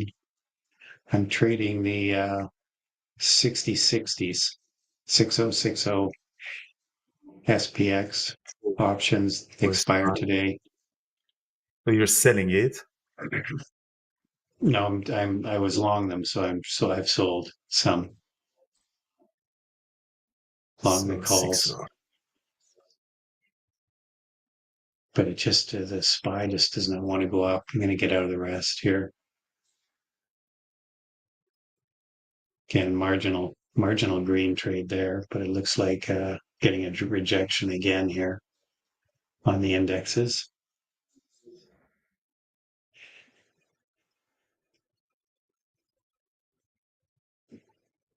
This is my chance to get out of this stupid trade. The universe is giving me one more chance to get out of it, this bad trade.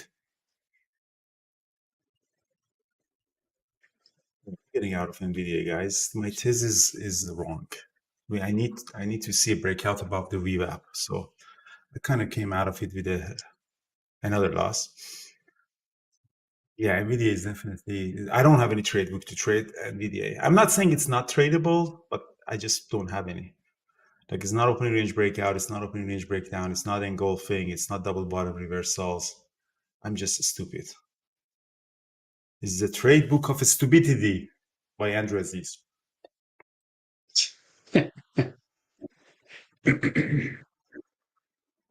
Paris did a very nice trade up PLTR. PLT was short. Paris made $5,000 on PLTR. Well, congratulations to your ex-wife, Paris. Paris is also going through divorce like me. Uh-oh. Oh, maybe I shouldn't have said that shit. I'm sorry. Um, um, Wow. Okay, hello. Yeah, nice move up. I looked at that a little earlier. Okay, the SPY's breaking out again, trying again. all right, guys. I am down $41,000. To CRA and my X5. Lost your money. As a matter of fact, I'm only down like $10,000 because the CRA and my X5 got to pay for it. No. That's what you do when you don't have anything to trade. You say nonsense. Okay, guys, before I say more nonsense, I'm going to take a quick break. I'll be back quickly.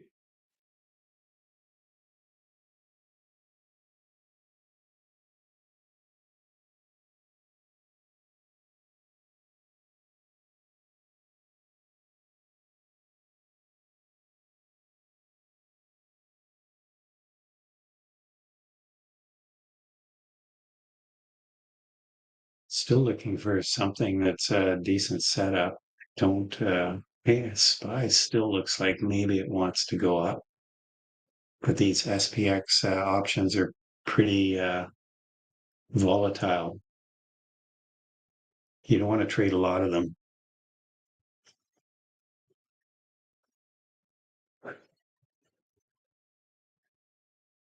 Do we have any news events? We had retail sale. No, we had retail sales this morning, or retail inventories, wholesale inventories, but we didn't really have anything else. Nothing else till 2 o'clock.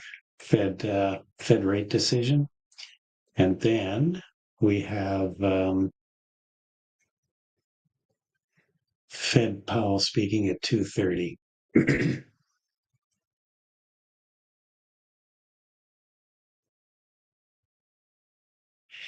Yeah, Tesla, nice, again, nice rejection. Just it did pop a bit above the VWAP there, but again, good place to short.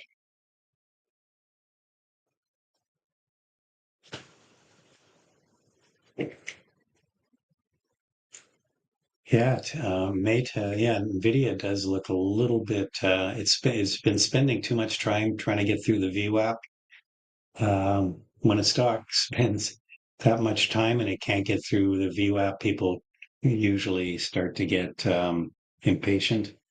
The longs get impatient and say, "Screw this, I'm out of here."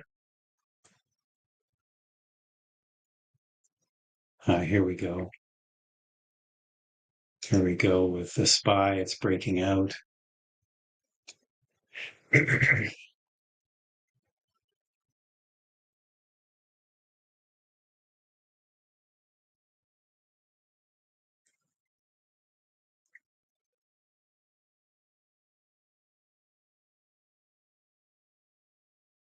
Maybe a little bit, not much. So, oh, wow. AMD is going. AMD is going to 117, maybe. Guys, I'm back. Sorry, I'm back. Oh man, Nvidia is a nightmare again. SML was interesting. They had earning SML and they had high demand for their chips. Um,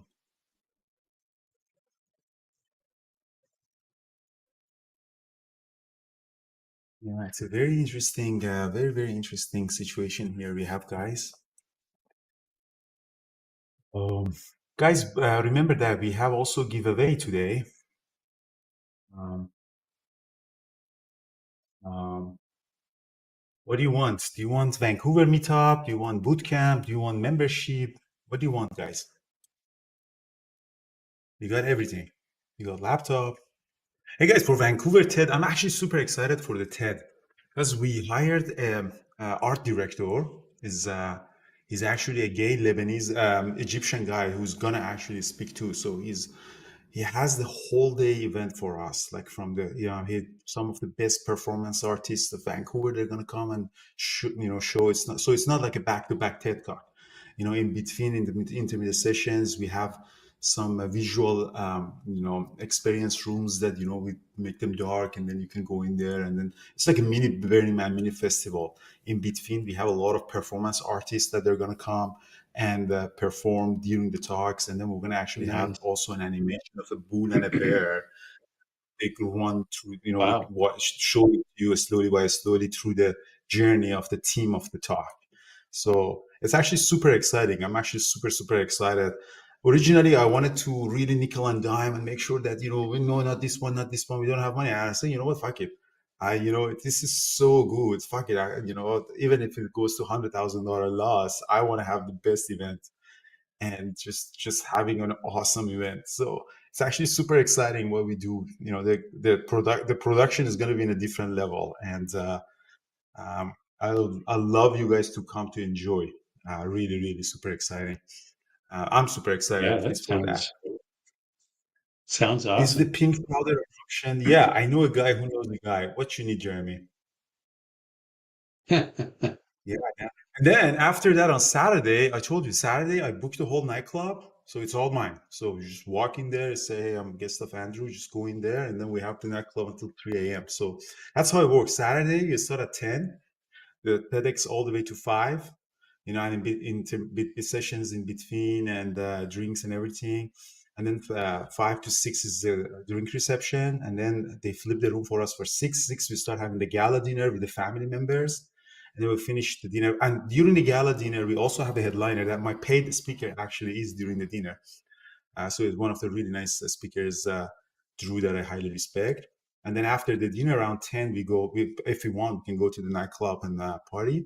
And then Sunday morning, we start our own presentation conference. So it was really nice. We Um, just go we go right from the club to the speakers in the morning. well, you can do that. Yeah. The first speaker starts at 4:30 a.m.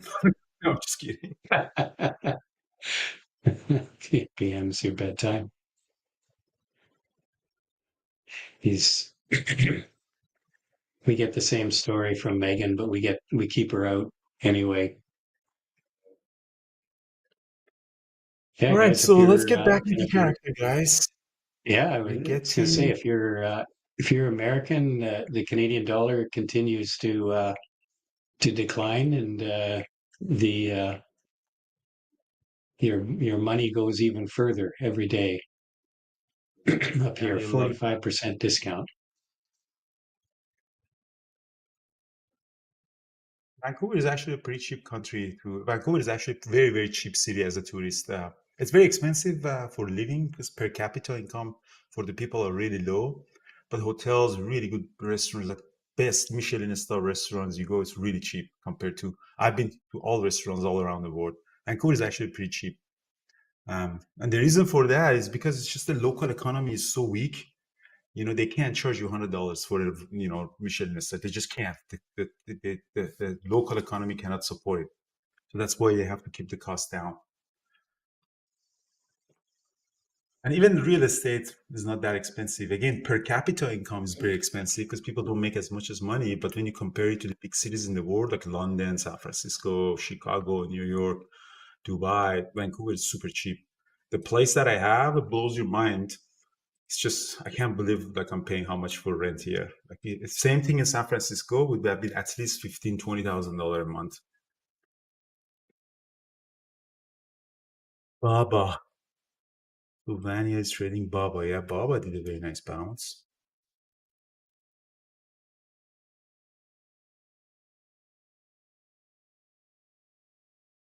Will also eventually broke out.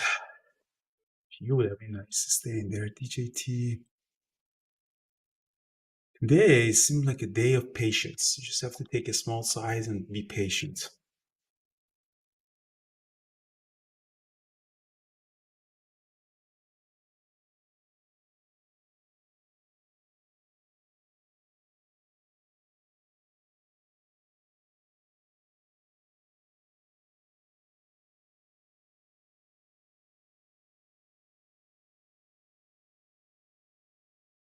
The nightclub is open to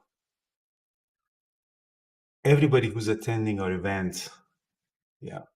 TNA is running up. IWM is running up, AMD. Brian.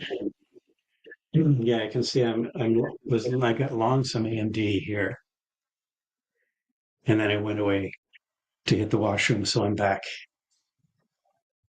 and it's up more. So that's called a That was P risky. trade. That's a P P trade, trade. yeah. P trade. It worked out okay though. Wow, look at it, AMD rocking it. Tesla's moving too. Spy's moving up. So this freaking Nvidia. Do we have any leverage product for AMD? I don't know of one. I traded some options with it just because I thought it wasn't going to move it a lot. So I traded the 116 calls expiring end of this week. So I got in around 242 and they're trading at 267 now.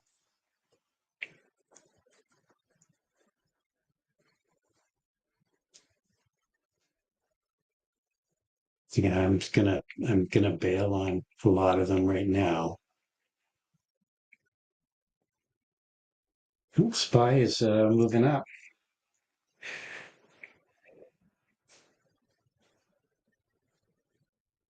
What's Nvidia doing? Nvidia is doing absolutely nothing.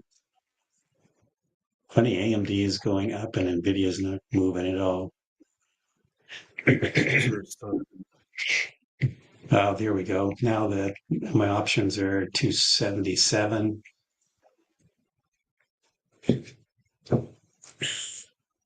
This appears to be yesterday's high. So I'm going to sell more here. There's an order at 118 on Bookmap, showing up on Bookmap. Looks interesting. Pierre did a nice trade on. Pierre did a nice Oh, there trade goes on. Nvidia. Nvidia's Short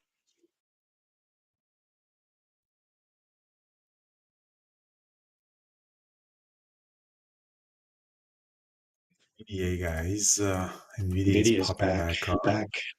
Yeah, Nvidia's retesting the it's having trouble getting through the 20 EMA. Am I crazy to take another long on it or no? Because the volume is really picking up on it. I don't, it's really, it hasn't broken out of a range here. It's still trading in this very narrow range. Volume was crazy, really picked up. If we look at Nvidia on Bookmap, they did come down and pick up some shares at 125. There's just not a lot of orders to the upside, but it doesn't I'm gonna necessarily take mean a it long won't on go it. there. I take a long on NVIDIA. I want 25.80. Let's see. Look, the volume really picked up on this Wow. 10.08 and 10.09. Like I'm long NVIDIA guys at 125.80. Let's see. This is the first time we actually. This is the third time we're trying to get to VWAP. What I like is the volume really picked up on this. Let's see.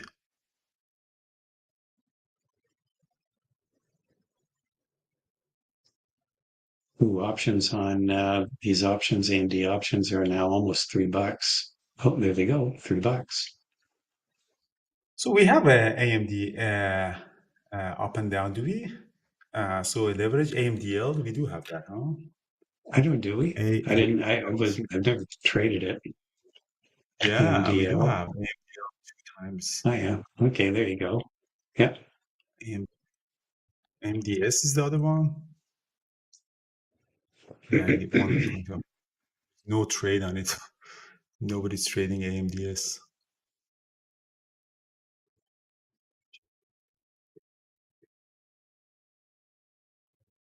See Nvidia rejected again at the VWAP.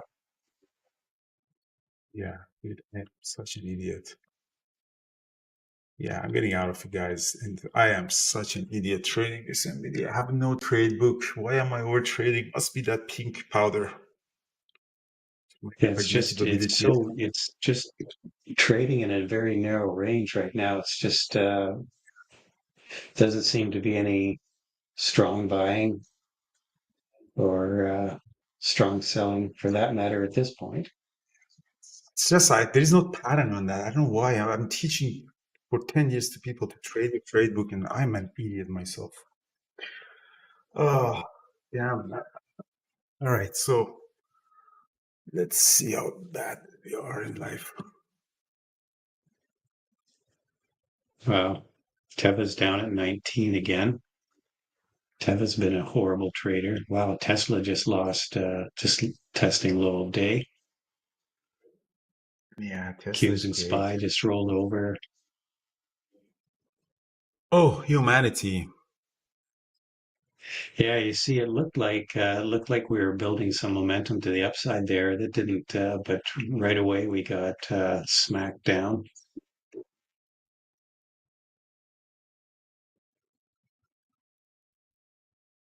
Tesla broke low of day and then came ripping right back up again. Yeah, this is just really ugly price action no matter where you look. Although AMD was a nice clean move.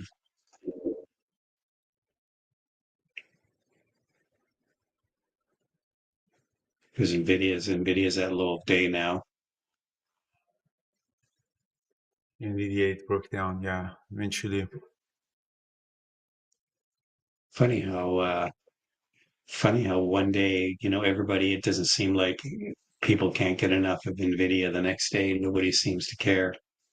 It's Care about. Yeah, such a fickle market. the drops on Nvidia are crazy. The rallies are also crazy. Look at the drop that it Yeah. did at January 7 from 153 to 140, which is the biggest company in the world. And then the last 2 days was also this volatility is crazy. Tesla is holding.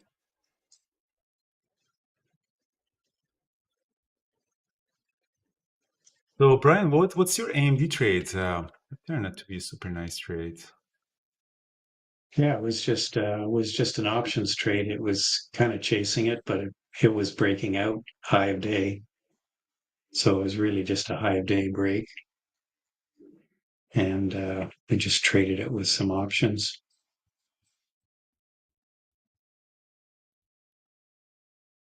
as opposed to just taking the stock long. Could have done it. Could have just taken the stock long here.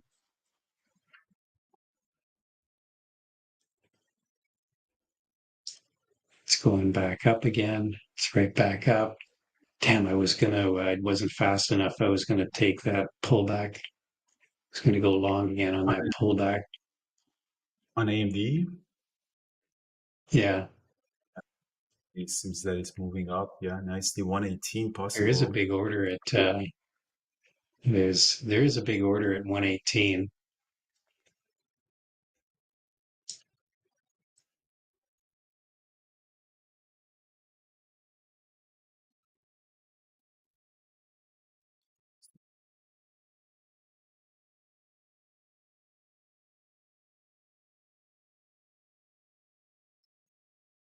Tesla, so Nvidia is setting off. Let's see the bounce on Nvidia potentially. The wallet is setting off. Like S3 is a possibility, but S4 is probably better if you can go to 120. To sell off to S4, we need. Yeah, I don't know if we get to S4. But I had a very bad day, lost, and it's all just my fault. Like stupid trading by me. Merck is hitting the scanner. MRK. Merck is going up. Hmm.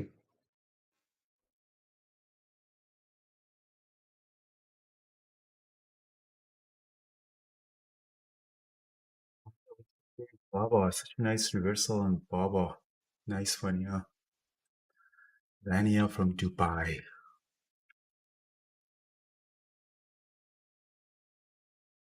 What was it? What was the Yes, news on Baba? There was some. Baba, I think came up with the AI model language. Oh, okay.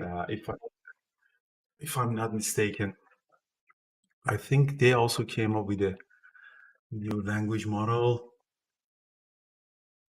We have to variable traders. We need an AI model.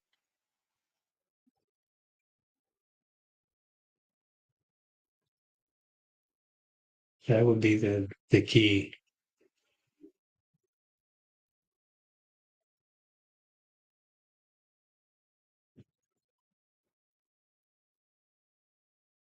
I'm just watching AMD. I don't know if it's double topping here. Could be. This could be one of Peter's mountain. Still seems like there's buyers there. There's a big order at 118.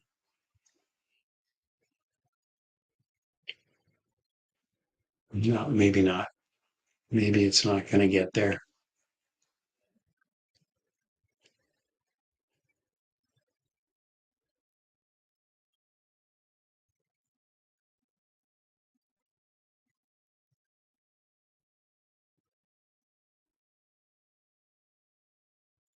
Q's and SPY just again just chopping around here, trying to SPY tried to break out, get back green, couldn't do it.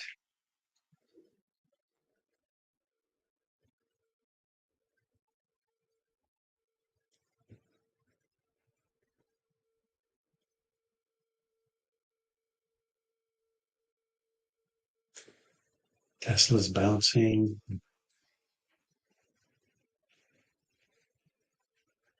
All right, let's see what AMD does here. Man, it's trading AMD on. It's up 3%. It looks. This is where it keeps. There's a seller here just around 1750. Ryan now is 1750. Jared, what are you trading? Bubble? Yeah, Bubble with some very nice breakout, came back up. Very, very nice actually. Bubble from this level, 96.40. This level is magic. What is this level? Yesterday high. Uh, Tesla, long alley. Yeah, I mean, I don't know. I mean, Tesla, look at the 5-minute candlestick. It's just disgusting. I mean, that's the problem that I did with Nvidia. I don't have any trade books really to trade Tesla.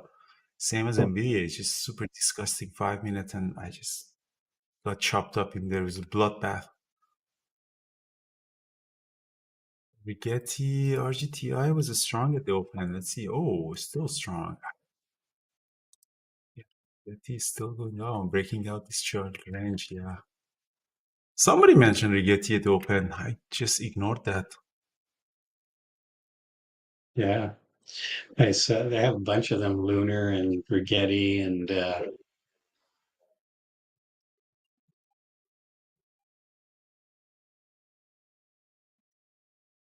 they were all red going into the market open, but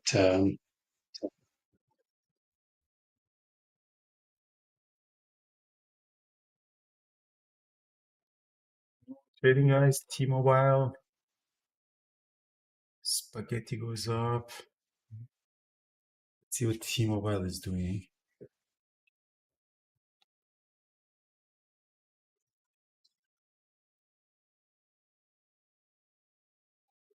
Did not expect to call me, is calling me.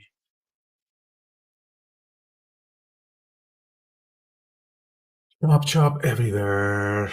Chop chop everywhere. Bubble turned yeah. to be super nice.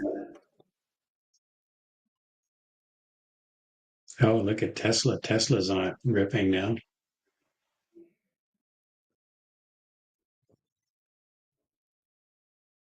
Tesla is, yeah, I don't want to fall into this trap of going long Tesla, honestly. No, you can't chase stuff around in this market here.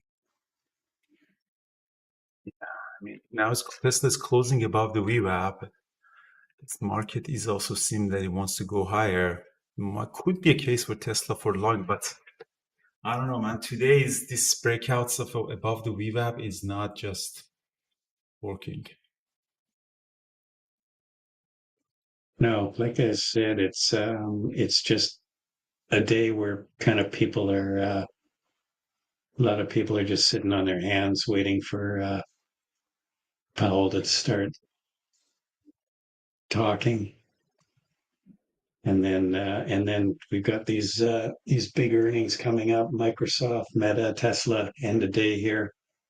It's going to be a big, really big shoe.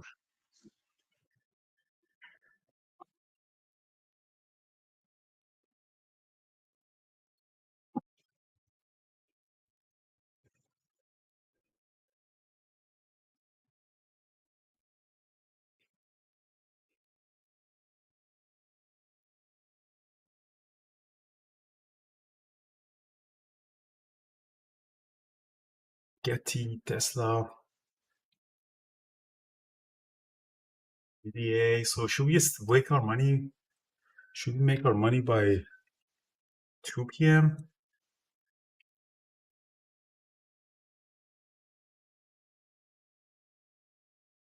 Hmm. It's almost 7:30. Maybe we can do a giveaway. Should we give laptop a giveaway or membership giveaway or Vancouver giveaway? For Vancouver meetup, guys, anyone who comes, the PCT won't be free, but I credit what you paid toward a PCT membership if you purchase. The PCT is $3,000, but so it won't be free. But if, I credit that for you for the next boot camp if you want to join.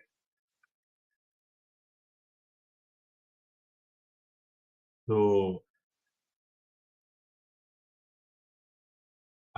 that would be nice to do that.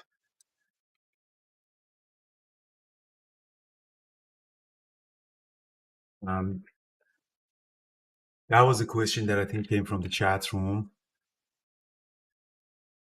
Yeah, so Drew, the question that you're asking is, you should always wait for a confirmation. Like one of the problems that I had with Nvidia was I really wanted to get a breakout above the VWAP, but as you see, I always jumped in way too early.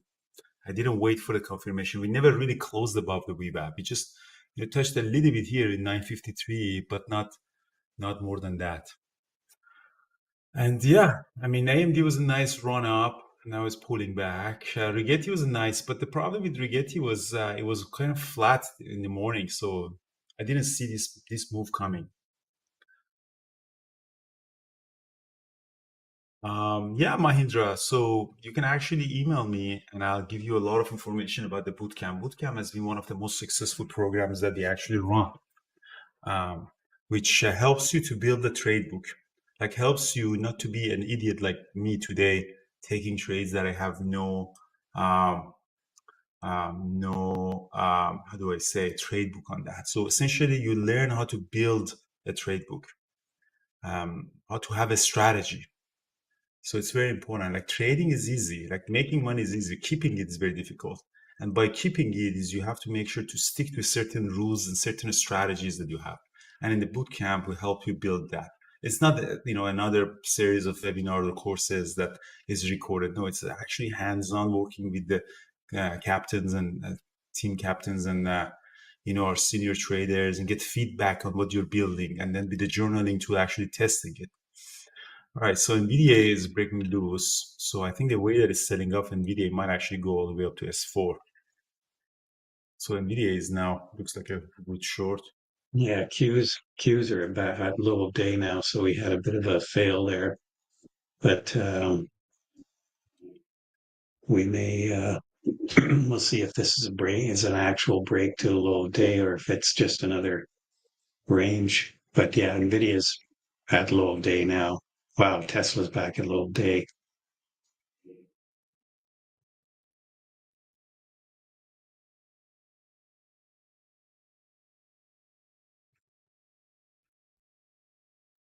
Remember that now the Nvidia is actually short. Nvidia could be actually short all the way to S4. I don't want to get shorted now. It's a little bit gone, a little bit.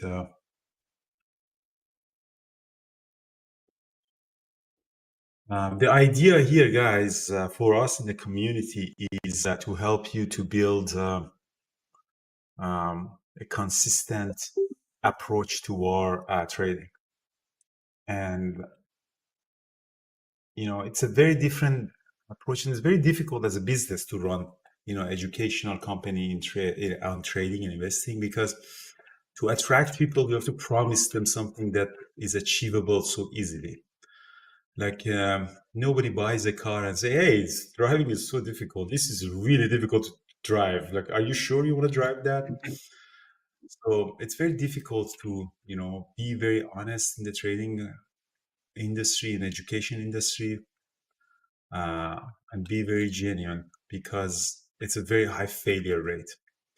And I think what I'm proud is on the number of the people that who watch us and give us a try, and then they decide not to trade. I think that's a much, much better success, in my opinion, because there's a lot of people who are in our community are my friends, and I really want you to know how difficult it is and how even experienced traders like me making these stupid decisions like NVDA and have a very serious bad loss. Today I had a very, very bad loss. So that's very important for me to be very upfront and honest with you. That's why the bootcamp is about building a trade book, testing a trade book. And if you think you have a good trade book, go to the funded account, try it in the funded account one time or twice. I'll give you the profit. Then you're ready, sir. Move on.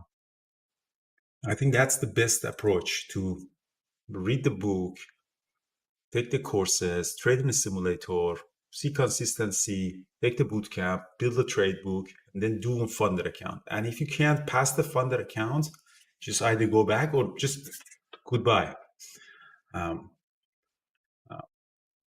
the question is our system works or not? And our system works because, I sent you the email with Anthony Beach. They made $20,000 from the funded account, and not like gambling, like just one trade that pops up.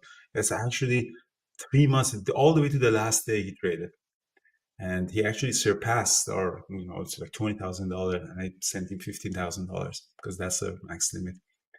A lot of our traders who are making money, they get performance anxiety. Like after 2 months, they get to $10,000, and then they're afraid of losing it, and they're either not trading or they're trading like very little. That's a performance anxiety that comes to them. They don't want to lose it. So this system works, and the question is, do you have the enough mental discipline to do that? And the goal to that is just to minimize your risk at the beginning. Just our funded account, our $50,000 funded account, is the best thing can ever happen to you, because with only $500, you go through a real experience with a $50,000 account, and you see how the real trading is, and you see how stupid decisions you can make so easily, like even as a very experienced trader. All right, so let's see for So here last we week go. somebody. Sorry, Brian, what are you doing? Yeah, I was just gonna say Anything? here we go again. Got got to low day and then bounced right back again. So it's just a ugly market today to trade, try to find some consistent moves. So go ahead, sorry. No, I just wanted to say we had one person, Carolina, who won.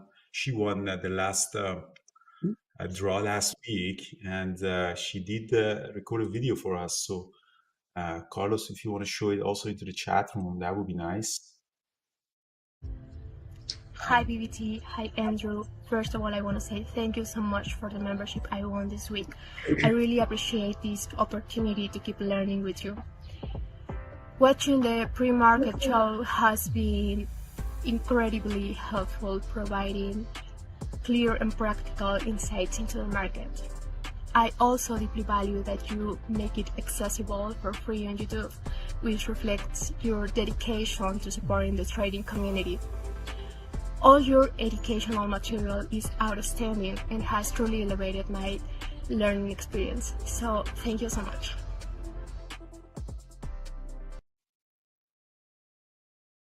So, yeah, That's it was pretty pretty nice. It was like professional advertisement model. She's from Mexico. Yeah. She's from Mexico. She's been following us for a long time. Is she in the chat room, or I don't know if she's in the chat room or not. But yeah, she's pretty, following us for some time, and then she got who put the background music? Carlos, were you putting this background music, or she did it? Because that was super interesting. It looks like a really like commercial. All right, so now what we're gonna do is we're gonna actually draw for next winner. This is better than losing my money on over trading. So now what we're gonna we're gonna bring this here. Carlos, you can get my screen. Andrew, I don't think you're sharing your screen in chat. I don't see it. Oh shit! Yeah, I stopped it for the Carolina. So yeah, I'm sorry here.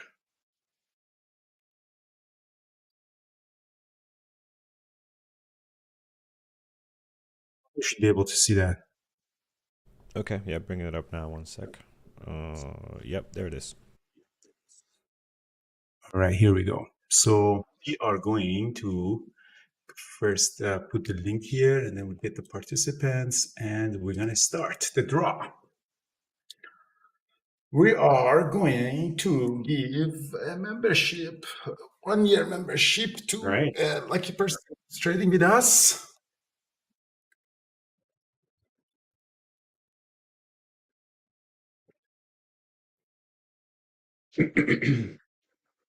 So Vancouver, guys. So Vancouver.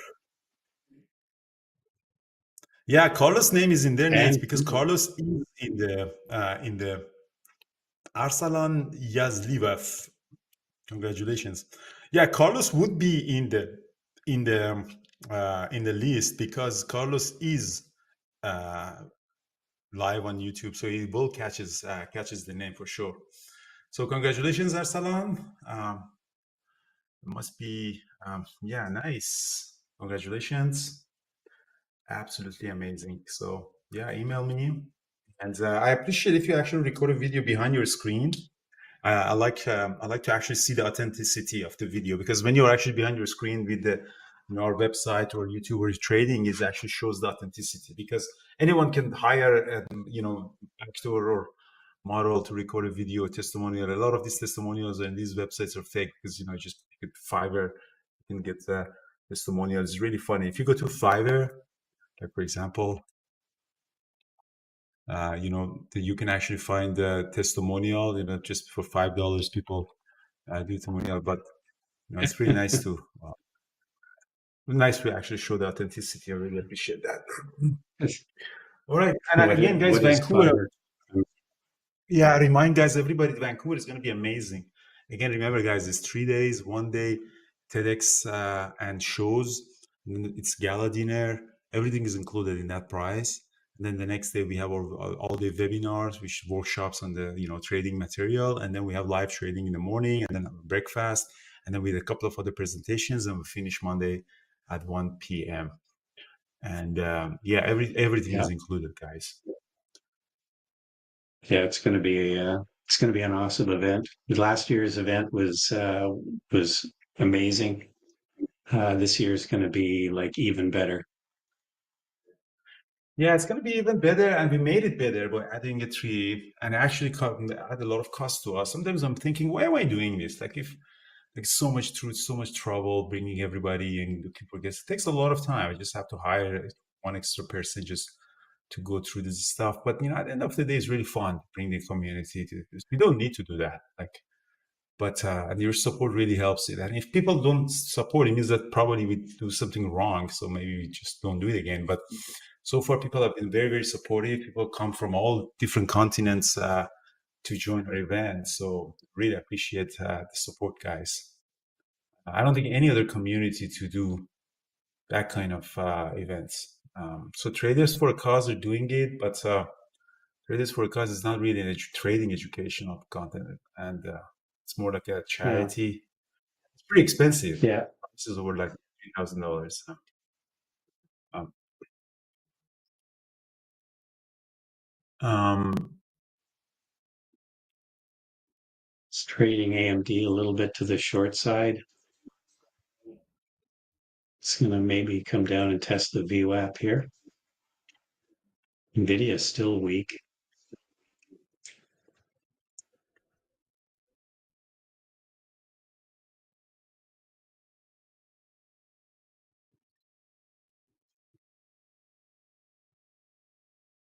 yeah, man, this Nvidia lost everything. Apple went back. Yeah, But maybe you should have stayed in APU. Yeah, I jumped in the APU yeah.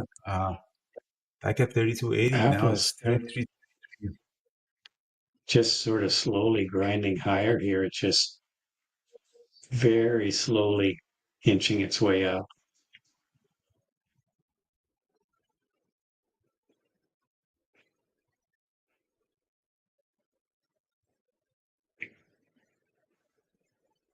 What a beautiful morning to lose money.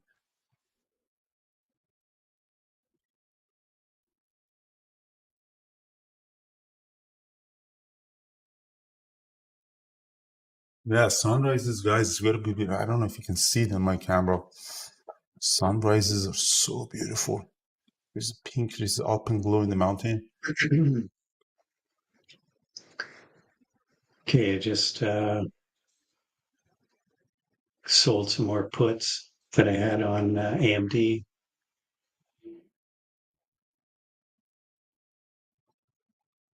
What did Paris do? Paris made $5,000 and he left, huh? Let's wait. Come, lose it back.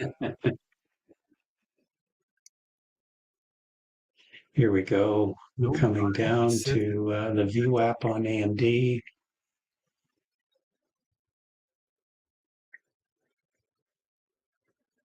We should bounce here on AMD.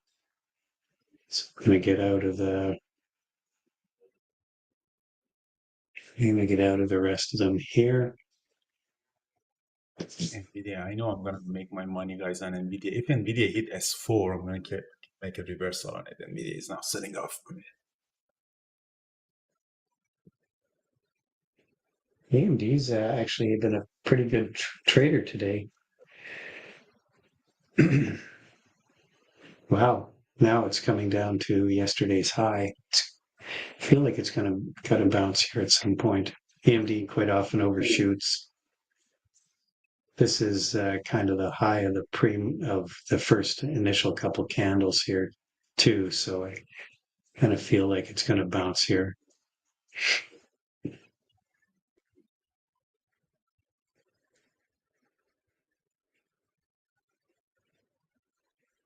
Yeah, Nvidia is just leaking off here.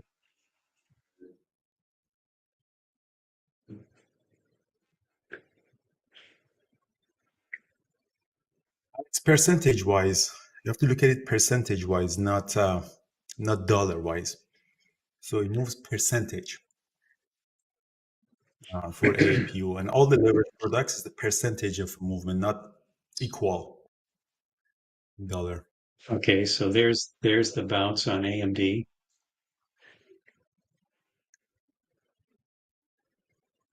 Kind of doing it 920. Oh no, we're far I from that. knew it. Still in a downtrend though, despite this little bit of a bounce. Apple's going to go. Apple's right almost at yesterday's close. So PDC.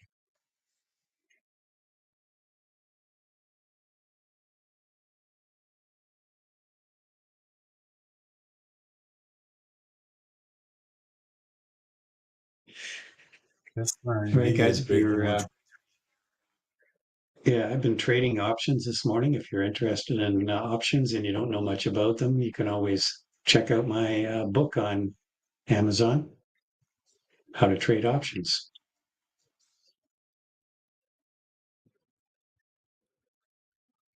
But if you're going to trade options, you really need to understand the underlying price movement of the stocks as well. So that's equally important.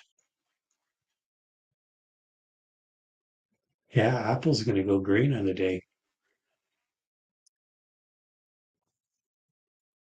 Oh, it's gonna go green, yeah. It's Apple very earnings close. tomorrow, huh? Tomorrow's gonna be super crazy. Apple earnings is Today, tomorrow after the close. That's right. No, tomorrow after the close. tomorrow, yeah, sorry, said today. Yeah, So we have today we have Meta and Tesla. They're the biggest one. and Microsoft. Oh my God.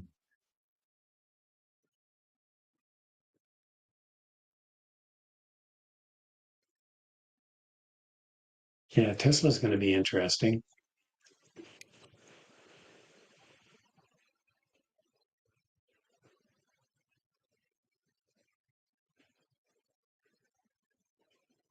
Soon. The book is gonna be soon. So I got all the chapters from the editor. I just need to take one Adderall today, or one of those pink powders, and then let's go for it.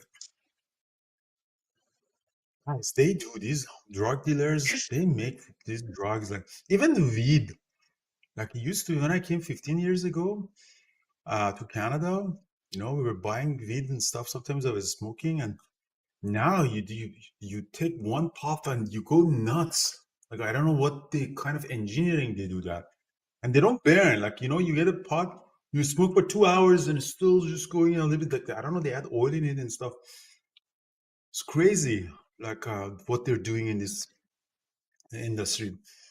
No more ping. Uh, Yeah, it's just unbelievable. Um, what has been happening? Baba broke through 100 there. I know Nvidia is broken. It looks like Mike Nvidia is traded going that. to go to S4. Nice. Yeah, good trade, Mike. Nvidia, guys, Nvidia is going to go super. Yeah, Nvidia is really dropping. Look at that. AMD is dropping some more. See that mentioned that was still in a downtrend despite that bounce.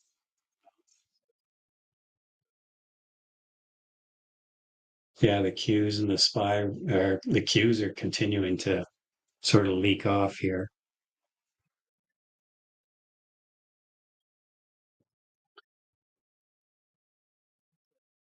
Yay, the Magnificent Seven, the Nvidia. Imagine if you are the founder of DeepSeek, and if you know you're releasing it, Hmm. and he's a hedge fund manager. Imagine you just go buy Nvidia puts at like very low bottom. From that 600 million billion dollar wipeout, you can get a really good 10 million, $100 billion of that. Imagine you had Nvidia puts. Oof, it's crazy, huh?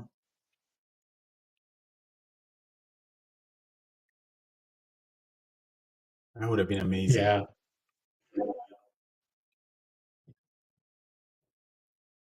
Why don't we have that kind of information? So what are the treasuries doing today? They're all down fractionally yields.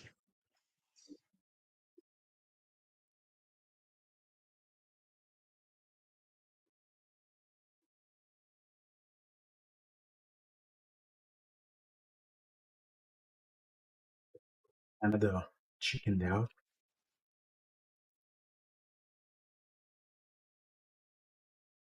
See the new administration is offering buyouts to people who can retire early. They Yeah, figure I heard that. 5%, 10% of the workforce might take that. Yeah, I heard the news. They expect 5 to 10% of the employees quit. Yeah, So that's interesting to see. they should do that in Canada. We get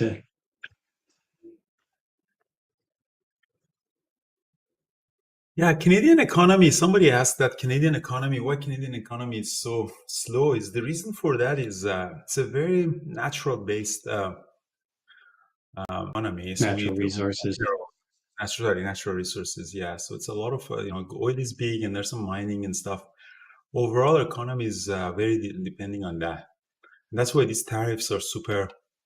Uh, and if Canada was not a neighbor to the biggest economy in the world, which is US, it wouldn't be even in G7 because there's nothing really crazy industry coming out of Canada. It's like a country like Australia or New Zealand or something like it's more from that type of uh, businesses.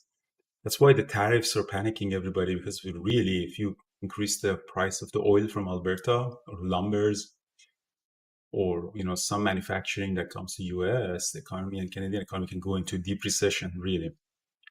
Um, So yeah, that's why their economy is small. And Canada, we had this discussion before. Like, yes, this new government really was very anti-capitalism, punishing the capital market, increasing this capital gain tax and stuff, and just people go away. Like, when you can't attract capital, you can't develop, you can't do R&D. Somebody that is hungry start eating himself. Like, you're never gonna grow. It's very unfortunate. Like, um, Hmm. that's why Canada inflation dropped significantly. I mean, now we have an issue of my disinflation. That prices are not going up. That means the economy that is not growing at the pace that they want.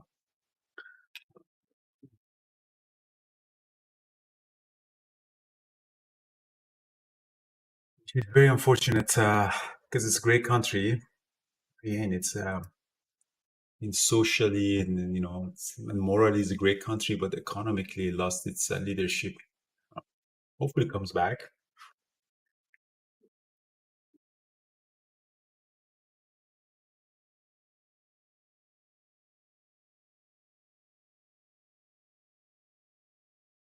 Not hopeful.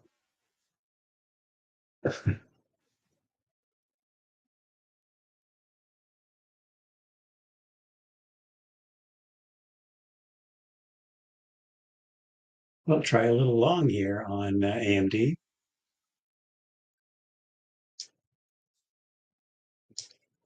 Looks like Nvidia is it's also kind of turning the corner, trying to bounce back.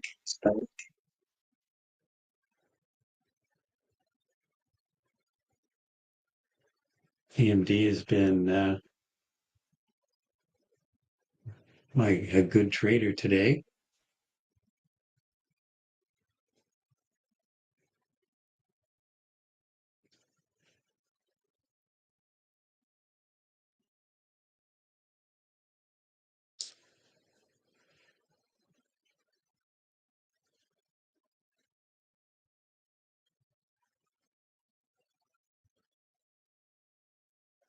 All right.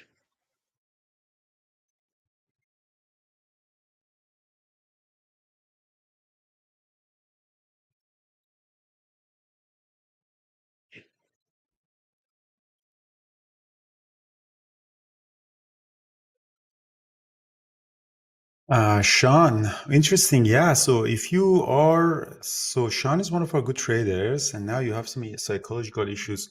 You can come now, if you want. Maybe come. Actually, we can have this conversation while we're still in chat before um, um, Abby comes. Yeah, We'll come. Yeah, I would like to hear. Yeah, I would like to hear too.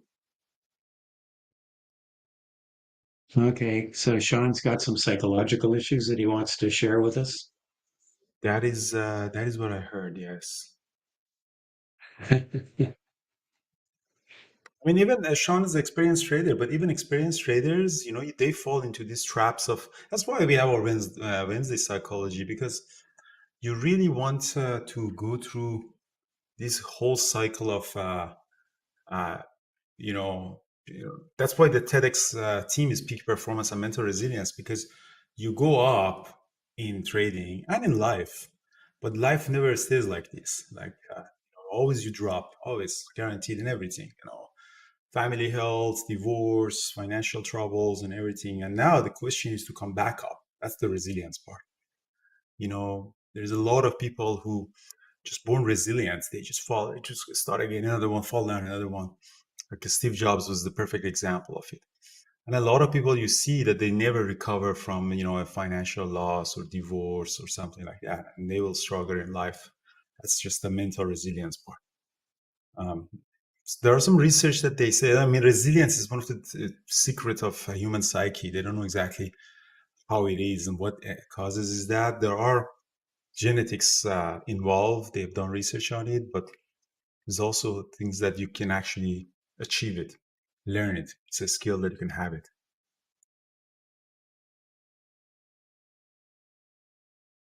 Nice, All right. Well, Rachid. the fireworks Welcome. is really the Sorry, go fireworks ahead. is going to start at 2:30 probably. So yeah. Other than that, this has been a pretty choppy day. Just waiting for this news that's going to be coming out later today.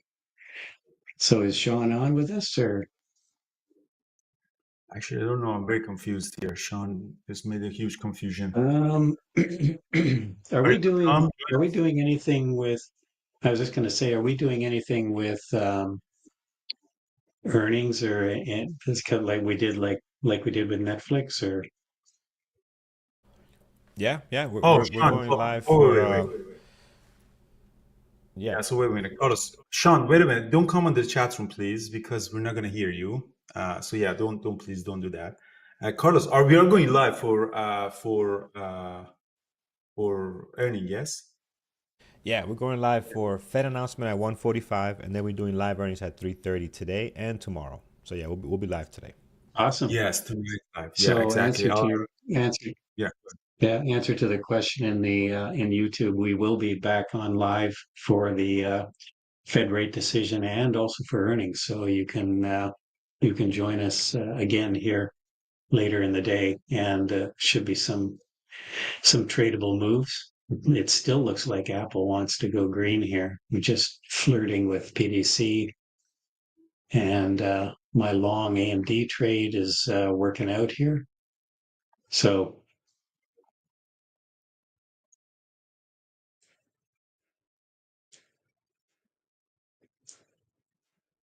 All right. So I was hoping that Nvidia goes down to S4. So Sean, because we're going to the live on the stream, we mute the chat room, the people who are presenting to YouTube, so we can't hear you if you come directly. But Carlos can send you the vmix link and you can actually come so people on the YouTube as well hear you. Yes, yeah, sorry about the confusion. Yeah, Brian did catch a reversal, Chris. Yeah, just AMD really held yesterday's high and started to break back through the VWAP. So I took it long. Prior to that, I'd taken it. I've actually had one long trade near the open. I had one short trade back below the VWAP or at to the VWAP, and then this bounce back again. So AMD actually has been a pretty good to me in terms of trading and trading off specific levels.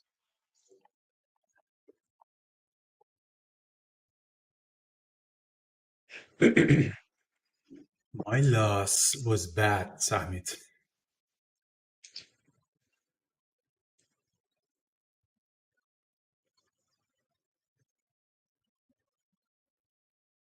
Well, yesterday I didn't trade, but the day before was also around that. Yes, you're correct, Samit.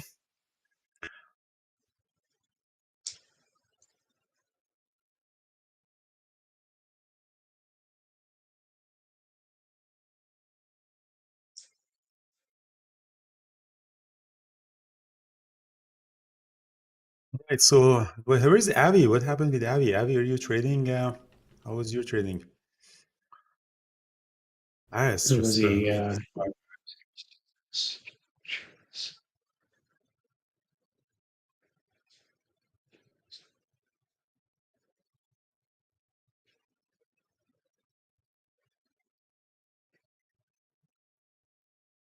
well, JPOW is under pressure by President Trump to lower the rates. President Trump thinks that the rates are still way too high. So, and they don't get along very well. But President Trump, I think, nominated JPOW for the first term. He did. He did. yeah, he did. I And then think he did. Yes. Biden reappointed him. Yeah. Yeah, and then Biden just kept him.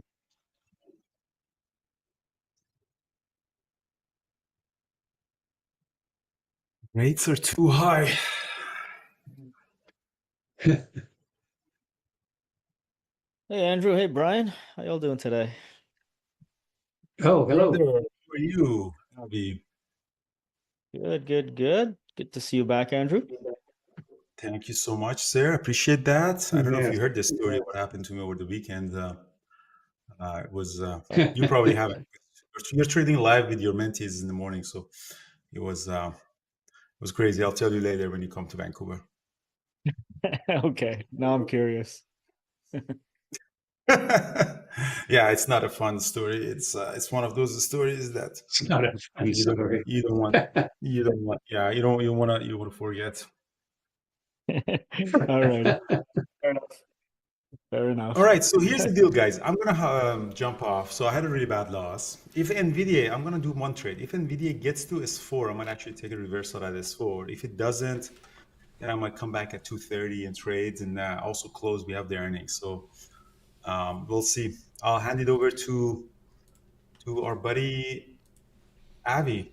All right, Abby. Hey guys, we'll talk to everybody later. And yeah, I'll be on for the earnings and for the Fed Powell announcement. So we'll look forward to talking to people then. Cheers. Awesome. Thank you, Brian. Thank you, Andrew. Always fun. All right. Let me just shut it down over here for the chat room. So on chat, Avi and I are going to continue on YouTube, and Thor is going to be coming on in just a second here. So see you guys there or here. Ready. Okay. And all right, so we're off our chat room. We continue here on YouTube. Avi, my friend, how you doing? How's everything? Hey, all good, all good. How about you today? Good, man. Can't complain. Can't complain. Not a bad day, man, given how choppy things were. So I had a decent day on Starbucks today, one of my favorite stocks to trade. But overall, it has not been an easy day, especially to the start of this. So, how about for yourself? How you did? Yeah, no, it's a tough one. I agree. It's choppy. I'm very nicely in the red so far. So we'll see. It's still early. We still got a lot of hours left for opportunities. So it's how trading goes. You win some, you lose some. Just keep the losers small and the winners big. That's the whole plan. Mhm. So let's see. I got involved in these Mag 7 tickers. None of them worked. Only a couple of setups, but nothing worked. So one was a solid stop out. The rest were all small stop outs. And so far, that's all there is. But yeah, Carlos, you got into Starbucks, eh? Are they selling tacos yet, like we Yeah. discussed yesterday? I don't know, man. I just heard they're cutting a bunch of stuff. Not selling tacos yet. But whatever they're doing seems to be working, man. This daily looks awesome. So their comeback has been pretty good. They're cutting like 30% of their items, which seems like a lot, man. I know Starbucks holds a bunch of stuff, but 30% of their SKUs seems like a lot for me. So um, we'll see. But yeah, Starbucks for me, I had it at the open. Not the original move, like that first candle, that first 5 minute candle. I mean 1 minute candle, not there. I got in on the second big pullback, which is around 9:35, 9:36. So I know you have your charts up. So yeah, a little bit. Not that first one, 9:35, 9:36, and I got in there, and we got to 107. So again, not a huge winner because I knew I missed the 5 minute ORB already. Not missed it, but it was too extended of that 1 minute. And if you're a 5 minute ORB trader, by the way, I work a lot with the bootcamp members, and a lot of them do like the 5 minute ORB. One of the biggest challenges is knowing when not to chase this thing, right? If it's gone, it's gone. Sometimes you get a pullback here and you can get a small win. But you have to know you got to get out quickly because it's so extended already from VWAP. You know it's going to come back. So you got to be careful. So, but still, man, this stock moves 105, I think 105.06, I think it was, to 107.14. It's a big move on this stock. So I can't complain. Then from there, it did nothing. So got stopped out a couple of candles later when it starts pulling back a bit. And if you look at the rest of the day, man, it's just nothing, a nothing burger here for Starbucks, just sideways action. Uh, Yeah.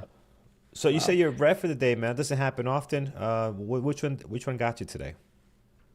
Nvidia was a trouble one for me. Oh, yeah, yeah, That man, what mm, a mess. But that was the only one yeah. I took a full stop on. The others, kind of irrelevant, pretty much break even stops. But I got in after the long hammer here at the new 5 minute high, and it didn't go anywhere and dropped below 125 the level, and that's where it got me. So yeah, bit of a nuisance. I held through it for about 20 minutes, and it kind of went in my favor. It didn't go. It went just chopped around my break even really, and eventually stopped. And you know what? That's the good thing. If you look at it, getting in and stopping below it right before it actually genuinely dropped. And guys, that's the key. You don't want to blow it up. If you're gonna get stopped, you're gonna lose money, lose small. So if you look at the chart, this chart moved, let's see, 127-ish. What, it moved like $4 or something. Well, I stopped within something like 20, 30 cents. Otherwise, what, $4 against you? You don't want that. So grateful for stop losses, stop orders. Best thing in the world, I gotta say. Yeah, yep, agreed, agreed. Um, yeah, rough, man. More weakness on Nvidia. It's dropping here again. But there's some other good ones. Apple continues to do good. Baba did recover. I had that on my list as well. So there were a lot of good opportunities. The stuff I was watching, man, was not great, and I probably picked the least of the best one, which is Starbucks. Still did well on it, but that's probably the least ones that did the biggest move. When you look at Apple, when you look at even Bob after the drop and then the bounce, and those were very very busy as you can see here. Yeah, Baba, yeah, lots of news around Baba, huh? It's pretty Yeah, wild from it's my yesterday. it's my favorite Chinese ticker. Um, uh, Coming out with AI, how I don't know, but again, once you start putting AI on something and you got a couple of bucks behind you, then people start getting happy and they jump in. So you got a couple of bucks with you, stay AI, forget it. You're gonna pop up a couple of percentages here. Right on, right on. This is great. Yeah. I mean, look at this price action. It's seriously moving. If you're catching these, scalping or playing volatility, basically. Yeah, good opportunities on Baba. And that's the thing, right? Anything with a catalyst, like you saw Starbucks earlier, when there's a big catalyst on something like that, you get that opening volatility, those first 10, 15 minutes, maybe even half an hour sometimes. Lots of big moves. And you can count on those. And that's why you watch them, right, at the open, because you expect volatility. And if that's your trade book, it's your day. So pretty good. Yeah. Let's get to some questions in the chat room here. So, want to ask you guys a question. What do you recommend, hard stop orders or mental stops? They're both good. It depends on your style. Some people could do mental stops very well. Andrew does mental stops. I believe you do mental stops too, Avi. Correct? Yeah, especially early in the day, if I'm in a position in the first 5 minutes, for sure, because you just got to hit the button as it goes. But Yep. later on, like if I'm in a position now, there's enough time to just type it in and take your eyes off it and, look at the chat room. So they Yeah. both have their Yeah. place, I think. Yeah, they're both good. What I do recommend though, if you're trying mental stops and you're having this mental battle of hitting the button, like you're having this internal back and forth, like, oh, let me let it go a little more. Oh, you know what? This is the point where it's gonna bounce back. And next thing you know, you're down three times the amount that you were supposed to risk. Then you got to switch to actual hard stops, because hard stops, it takes away that thinking process of having to hit the button. So if you're struggling with mental stops, you got to move to hard stops, and then later as you build a discipline, you can always go back to mental. So there's no right or wrong. It's just which one can you do consistently over and over again. And again, that's what makes trading so hard. There's not a set way to do things, right? And everybody's different. One of the biggest challenges when it comes to trading is not a Chick-fil-A cookie cut system. So that's for sure. Yeah, absolutely. And that's something I tell all my mentees all the time. Your trade book should be a reflection of your personality. So it's definitely not cookie cutter. Some people have, more of a temperament to be patient and hold. Some people need to have a result right away and within a few minutes know if it's going to be a winner or a loser. So everyone's different. Nothing's right or wrong. But again, you got to really create your trade book around your personality, and then it's sustainable. Then you'll be able to take your losers and keep them small, and then have your big runners and let them run. And then it matters. Then it counts. So that's the way that game goes. Yep. Nicholas says he doesn't trust market orders. You could do with a limit. For example, you could do a market order +5 or -5, depending if you're short or long, and it'll protect you 5 cents above the price that you don't want to get filled at. So you could do that. And the stocks we're trading, you're not gonna have a hard time getting filled at a good price because it's a lot of volatility. Unless you're trading something that's a low float and it's moving with a huge spread, then that's different. But other than that, you should be able to get a pretty good feel. Even with 5 cents plus or minus, that's what I use. I always get filled pretty good because the stocks we're trading have a lot of volatility. So, but yeah, market orders are scary. So you do want to have that protection just in case you hit the button, right while you're going towards that button. Something crazy happens. You wanna be protected, 100%. Yeah, marketable limit orders always make sense. And you're not going to move the market. I mean, trading something like Nvidia, unless you have $1 trillion of buying power, you're not going to move the spread. So you'll be okay. And I'm trading options here, guys. And I can tell you that's where it gets tricky with the market orders. So you're always trading a bad spread, and you got to be careful of that. But if you're not doing stuff like that, you're okay. Don't worry too much. Yeah, exactly. Man, look at Starbucks hitting, going towards the high of the day now, breaking that 106 level. I think that was our pre-market high, or that was after hours high yesterday. What was that? Yeah, after Yeah. hours high last night. So yeah, it's crushing it here.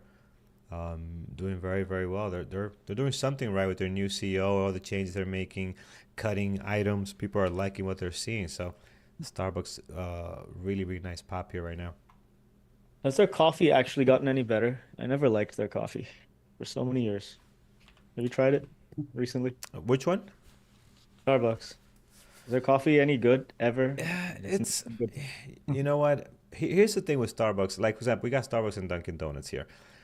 Starbucks is just consistent, man. Like you order one cup here, you order it at the airport, you order it, in New York. It tastes the same, right? Forget about how you like it. It tastes the same. Dunkin' Donuts, my man, from a block difference, it's like, what is this? I order the exact same thing. It's totally, the taste completely different. So Dunkin' Donuts coffee is not bad. The one by Cedar Lane here where I live, she does a great job. If I get that person, if I get somebody else, they're gonna screw it up. And that's a big problem. It shouldn't be like that. Starbucks is the Yeah. same everywhere you go, and that's one of their biggest benefits. As far as loving it, no, man, I like doing my coffee at home. I do like their Colombian batch is pretty good, but for the most part, I'm not a big Starbucks guy. Well, there you go. Me too. I make my own coffee. I can't tolerate that stuff. Yeah, yeah, I got a comment here in the chat. Yeah, Starbucks is to coffee what Pizza Hut is to pizza. Makes sense, man. I'd yeah, rather make my own yep, pizza too. exactly. Oh man. Ranjit Yeah. lives in New Jersey. He knows exactly what I'm talking about. Yes, man, it's so random. They're not using measuring cups. They're not measuring. They're just, I don't know what they're doing. Doesn't matter. Nice. JJMA earnings. No, earnings don't matter to my options trades. They don't impact my trading. I don't factor them in, put it that way. I just still trade the price action, wait for the setups, and manage the risk. That's it. Same old thing. Nothing changes for the way I do things.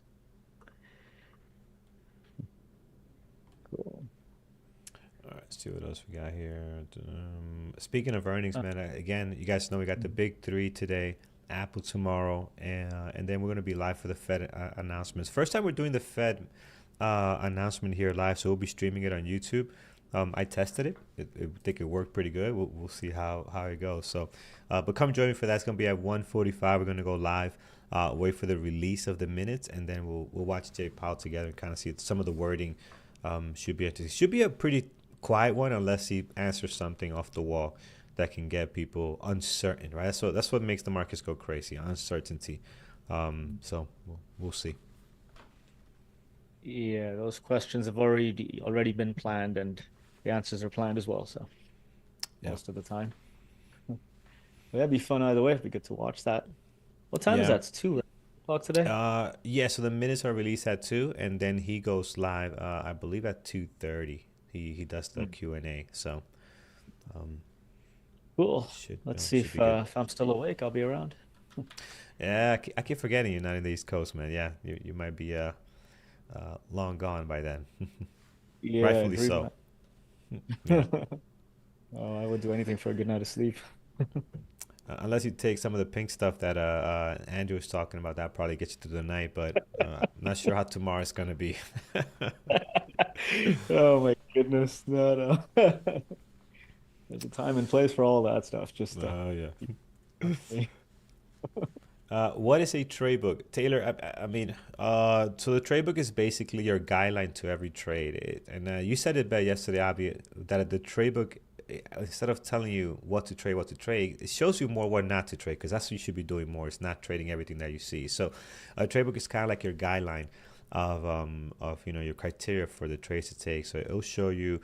Actually, let me telling you, I'm not gonna do a great service by doing that. So what you can do is go to bearwithtraders.com. You can sign up for this $1 deal that we have, especially for you guys over on YouTube, and you get access to about 20 videos, and we give you a high level overview of what the trade books are for like 21 strategies now. So and soon in a couple of weeks 22, because I was going to put his strategy in there as well. So you can see screenshots, the webinar, you can see everything about what a trade book is going to include. And I think that's going to be a better way to explain it. Me trying to do it here now, it's not going to do the best justice for it. So, but yeah, definitely check it out. A lot of great information on there. If you don't have a trade book, then you don't have an edge. If you're trading, that can be extremely frustrating. Yes, it can for sure. Trade book is very important. It'll give you your entry criteria of when you should enter and where you should put your exit and all those sorts of things. And again, most of the time it tells you when not to enter because your setups will show themselves. If your trade book is, let's say, fairly loose, you get 20 setups a day.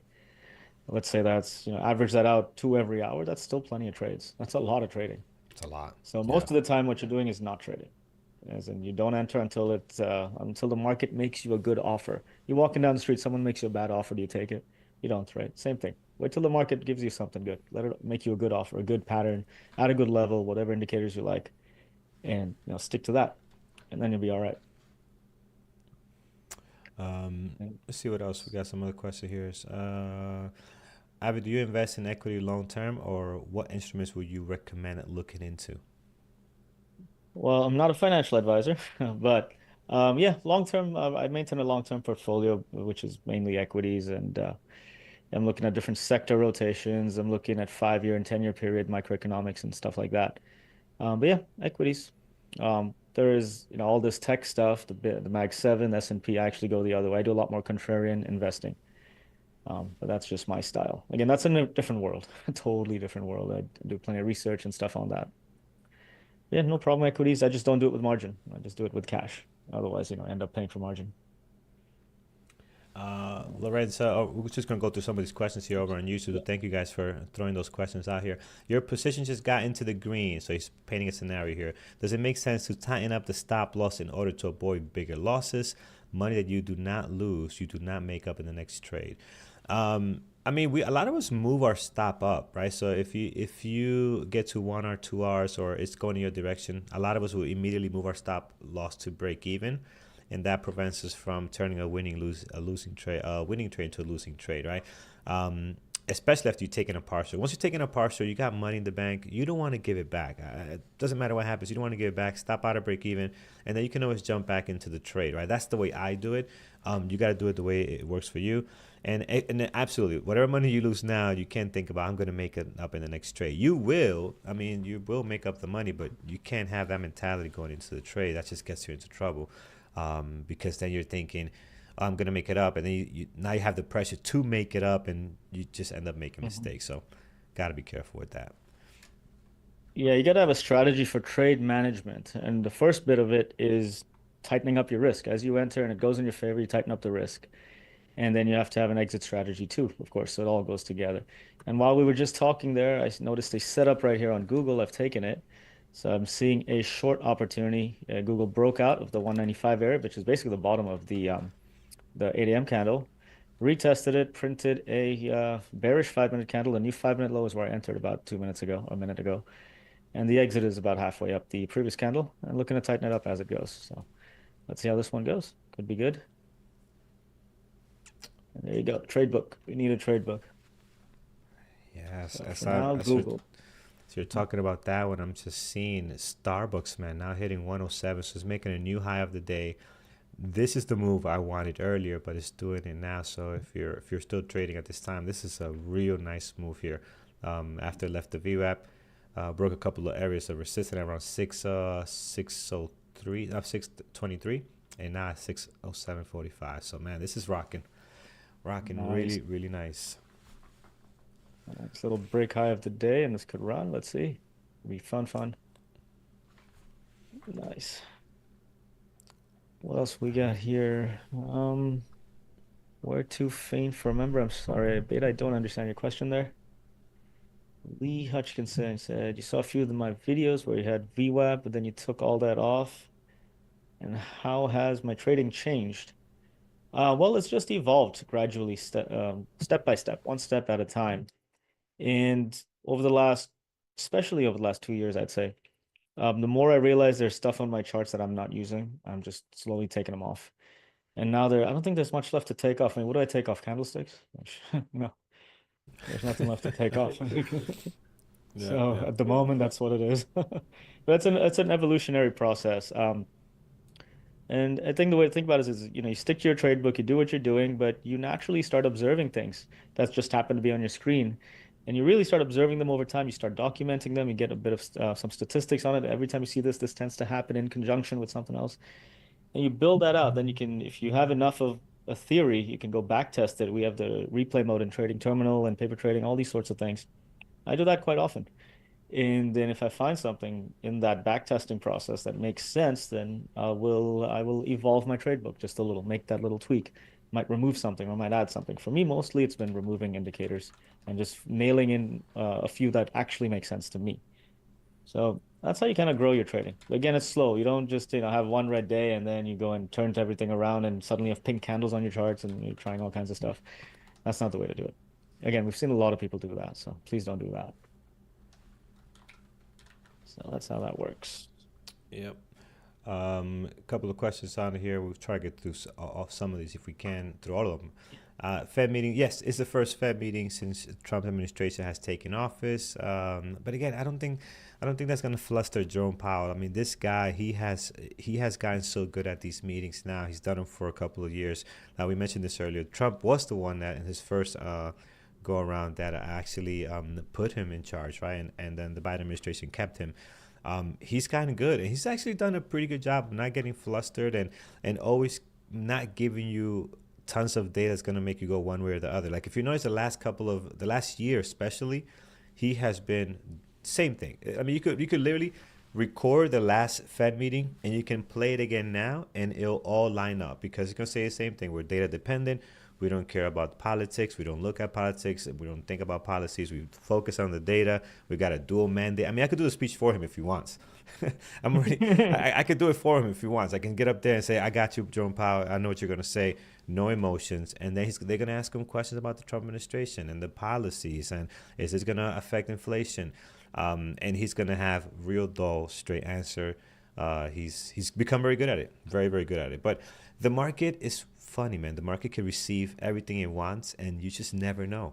It might not do anything, or it might just flip out. So we'll be there trying to pick off if he's going to be a little bit hawkish or dovish on the future stuff. We know this meeting, everything's staying the same, but how is he going to sound for the future stuff, and how he answers those questions is what we're going to be looking for. So, and then the market reaction, which is always fun.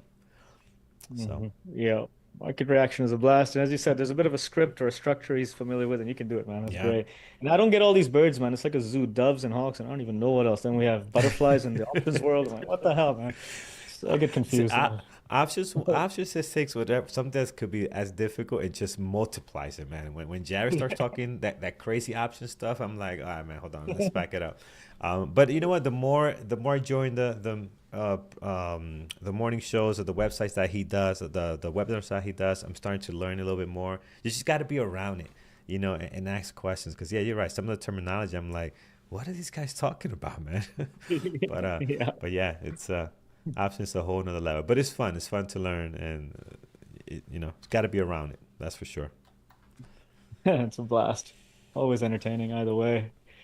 Looks like we got a few questions here about activity in the markets. Nvidia, I don't know if it's at a bottom. Right now, it's just chop. I can't tell if it's going to go up or down from here or stay here all day. So don't know about that one. You got another question here on AMD. Boy, on my charts, to my eyes, AMD is a mess. I haven't touched it today. It did make a very nice move, but I haven't touched it, and because it didn't set up for me the way I like to. And for now, same thing. I wouldn't touch it. I don't know what to do with it. So let it go. That's on the AMD. Yeah, AMD. I'm looking at this 5-minute chart, and to me, that's messy. And Google, I got that position on. Yeah, all right, that's it. So I've taken the exit as well on Google, pretty close to break even. So not 1 hour, it's like a quarter hour or whatever it is. Got out of that one. So that one's just if you look at the chart here, the action went all wrong. It made this hammer and the new high on the 5-minute candle. That was it for me. So I tightened up the risk fairly quickly, and out of that was yeah, it's misbehaving with me, so I don't want to play with it. It's easy to step away. So let's see what else works. I don't see anything else at the moment. Oh, Yeah, I'm not seeing not keep much. Yeah. looking at Starbucks, and that's just pulling back a little bit. How about DJT? DJT this morning shot up drastically, like $4, right? Hung out at 35, 34. Then since then has been a short the entire morning. So not much going on there, and we'll see. But again, very interesting pre-market action today on that one, but didn't really do a whole lot after the start. And then we have shifts for short. I wasn't looking at it closely, but sometimes, okay, we did have. All right, that's good. 80,000 there. So not bad. Nice. DJT, I'm sure we're gonna have lots of fun with DJT in the coming couple of years. I don't know, man. This stock, it's they're partnering up with Schwab. I think I heard they're opening up some kind of fund. I mean, I haven't read all the details. It just came out this morning, so I have to look into it. But I don't know, man. I don't know. I think it's who knows? Who knows? I Yeah. think it's a fun stock now. It might just die and go and sail off in the wind here. We have no clue, man. Who knows? Oh, Um, yep. We'll see. We'll find out. Yeah. slowly. We got a question here from Sumit about Apple short.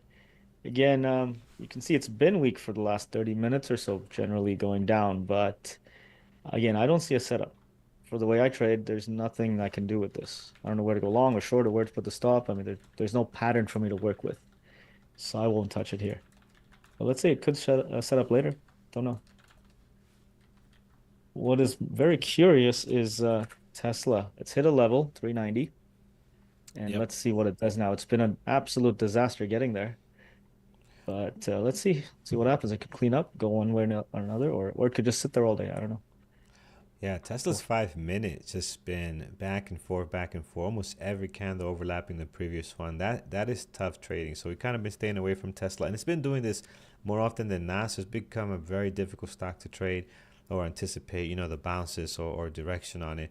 But finally, around looks like around 10:20, you finally got the moving averages turning south here, right? So you got a lot of the moving averages turn pointing downwards, and that's when you started getting newer lows, lower highs. So, but man, yeah, that first hour or so, it was tough. It gave a lot of Mhm. signs that it wanted to keep going too, like a lot of buying coming in at 10:10, at 10:15, and then 10:20. You kind of get the breakout above the view up. I'm sure a lot of people got faked out there, and then boom, 10:25, you get this huge Mhm. drop, and everybody bails, and then from there it hasn't really recovered. So, not Yeah. easy. Someone asked in chat earlier, why is the market so choppy now? A couple of things. I mean, you got three of the Magnificent Seven reporting today. That's going to dictate a lot, especially on the tech sector, which has been driving a lot of this market. So we want to see how those guys are doing. Are they making money? Like, what's really going on? And then tomorrow you got Apple. And the Fed meeting, I don't know if the Fed meeting is creating a lot of the choppiness because we already know what's going to happen, right? Jerry shared some information with us this morning. 90% of the people are just going to go for keeping the interest the same. So there's not a whole lot of uncertainty when it comes to the Fed meeting. So I think it's just Magnificent Seven. I think that's what's causing some of the sideways action that we're seeing. Yep. Very, very, very sideways. Very tricky one. And that's the thing, guys. Price action is key. You can watch the price action, and very quickly, it's telling you don't touch me. Like, Tesla here. I made one attempt on Tesla earlier as well, and it Oh, okay. misbehaved again. So I exited that fairly quickly with the Yeah. tightening up stop again, less than 1 hour. So again, risk management, guys. No matter if it's Fed day, choppy day, clean day, momentum day, whatever. Um, Management of your risk, trade book, all that stuff, that'll make you survive through all of it. And you come back and it's all good. You're still in the game. Yep. Yep. Absolutely. Um, I saw a question in chat here about the levels. Okay, I think we did answer the levels one already. Awesome. All right, let's take a look at Apple. Apple, yeah, Apple's been good. It's been. You know what it is? For day trading, this market has been great for day trading. We got a couple of days where it's been pretty choppy, but for the most part, for day trading, it's been great. For long-term stuff, it's also great because people look at it. For example, let's take a look at Nvidia over the last couple of days, right? If you look at Nvidia, if you're a long-term, on Nvidia and you're thinking, investing, this drop here at 116, you're just buying more shares. You're just adding to your position. This is an opportunity to buy it, right? If your plan is long-term. If you are in the middle where you're swing trading for a couple of days, this it must suck for you. It must be so bad because look what happened Monday when everything just drops out of nowhere. Like swing trading over a couple of days is probably one of the toughest things to do right now because this market is just so volatile. Long-term stuff you're okay, day trading stuff you're okay, but the swing, man. I don't know if you guys are doing this. Anybody is out there swing trading for a couple of days would love to hear from you on how's it going and how tough it is right now. But it goes back to your point, Avi. As long as you have good risk management, it doesn't really matter. Knowing to take your trades, but that's got to be a tough one to be doing right now with the way these stocks are moving. Yep, yep, definitely. Oh man, it is tough. And it's good if you have some sort of indication. If you're swing trading, then I think you should have some sort of indication of what kind of phase the market's in, right? Is it choppy? Is it directional? Is it kind of earnings and therefore, unpredictably volatile? All those sorts of things. I think all that comes into swing trading. Again, a different beast, a different game from day trading because you're taking overnight risk. So you have to understand what that entails and how do you calculate that risk? What are your indicators for that? We can see it here now. It's been messy. It's been tough. If you're gonna swing trade, you Yeah. gotta know those sorts of things. Yeah, and then like the balance, right? Like if you want to go for the big money, which is the big moves, is tech stock. Look at the drop we had in Nvidia was 20%. I know most people probably hit their stop at 20%. That's a lot for a stock that size. And if you go for the stuff that's a little more, or, less risk, more risk averse, they barely move, right? So it's you're not getting these big moves. It's not easy. That's definitely tough. Um, Yeah, you won. all right, well, let's get to your questions, guys. Thanks for all the comments. Thanks for being on this time with us. Hit that thumbs up over on YouTube. We appreciate it. A couple of reminders: 1:45 Fed announcement, and then also later today, Tesla, Microsoft, and Meta at 3:30. We go live with Andrew. Andrew's going to join us. Peter's going to be there. Brian and Jared. So it should be a lot of fun. Awesome. Yeah, I'll see if I can join too, but it's a matter of being Man, awake. get some That's it. rest. We'll see you in the morning. Avi, what do you think about Amazon? Is asking Summit Seth. Amazon. All right, let's have a Amazon look. short, to be exactly, is what he's looking at. Sports, okay.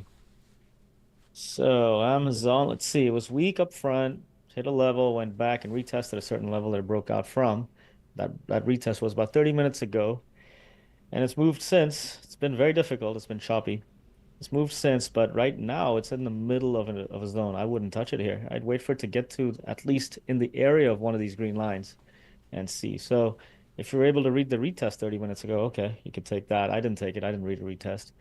Or if you traded the reversal around 10 a.m., again, I don't see a reversal set up there, so I didn't touch that either. For now, I don't know if it's short or long or what it wants. Generally, it's bearish on the day, but that's only so far, right? We don't know. So Yeah. take it easy with that one. If you want a short, Tesla is the one that's got my attention right now, breaking low of day and on its way down. Let's see how far low will it go. The next level down I've got is 385, the 385 area. It's basically moving every $5 at this point. It's a long way out, but there it goes. So, Tesla. speaking of Tesla, I saw an article, a tweet from Elon Musk that now the cars, you know how they bring them in shipments and or off out of the factories, that now the cars themselves are fully automated, driving themselves onto the trucks or onto the containers. I'm like, that is pretty cool. I would love to see that. So instead of a human person going car to car and pulling them over and driving them, they're now driving themselves fully automated into their container or trailer. I mean, that's pretty neat, man. Pretty Yeah, cool stuff. I'd So love to see some of that. I would love to You see know, that. You know what? It's a great test too, Avi, because then you could tell, okay, that's a great test to see if the full automation is working. Like, if you see one that goes off the rails and crashes, like, okay, pull that to the side. That one's not working properly. So it's a great initial test to make sure things are working the way they need to. oh my goodness, yeah, that makes sense. It'd be funny. We're getting to Vancouver fairly soon. We could get ourselves a bunch of Teslas and pile in and see how it goes. We're We going to the should TED do event, and that. we're going back to the hotel. We're just gonna go around Vancouver and see what happens if we survive. With that We should itinerary. all rent a couple of Tesla, get the full automated stuff going. Yeah, that'd be fun, man. Love to do that. Oh man. Huawei says, I don't fully trust these things. You know what? My vehicle doesn't have full driving, but it has this adaptive cruise control, right? Where you put the cruise control, you put the miles per hour you want, and then it reads the car in front of you. If the car in front of you slows down, then your car also slows down, and it also has lane keep. And man, here the traffic is crazy. So I'm like, let me try this. And when you try it, you'd be surprised. At first, you're like, okay, you're gonna brake in time. You're gonna brake in time, and it actually does a pretty good job. Brakes in time, fully stops, and then keeps going. It does great. But you just gotta kind of trust it. Do it without the kids in the car.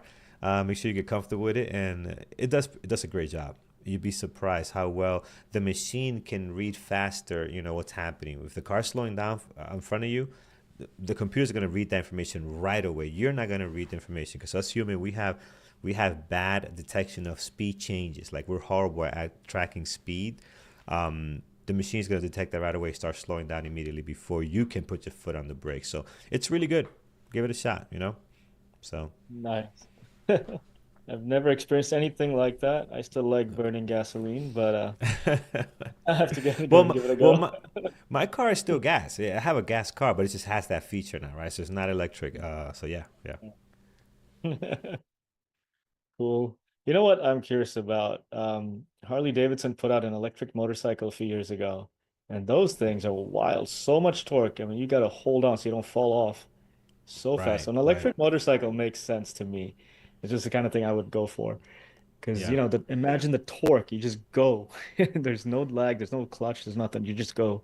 That sounds And that sounds that sounds scary, man. That sounds yeah, intense. yeah, it's pretty intense.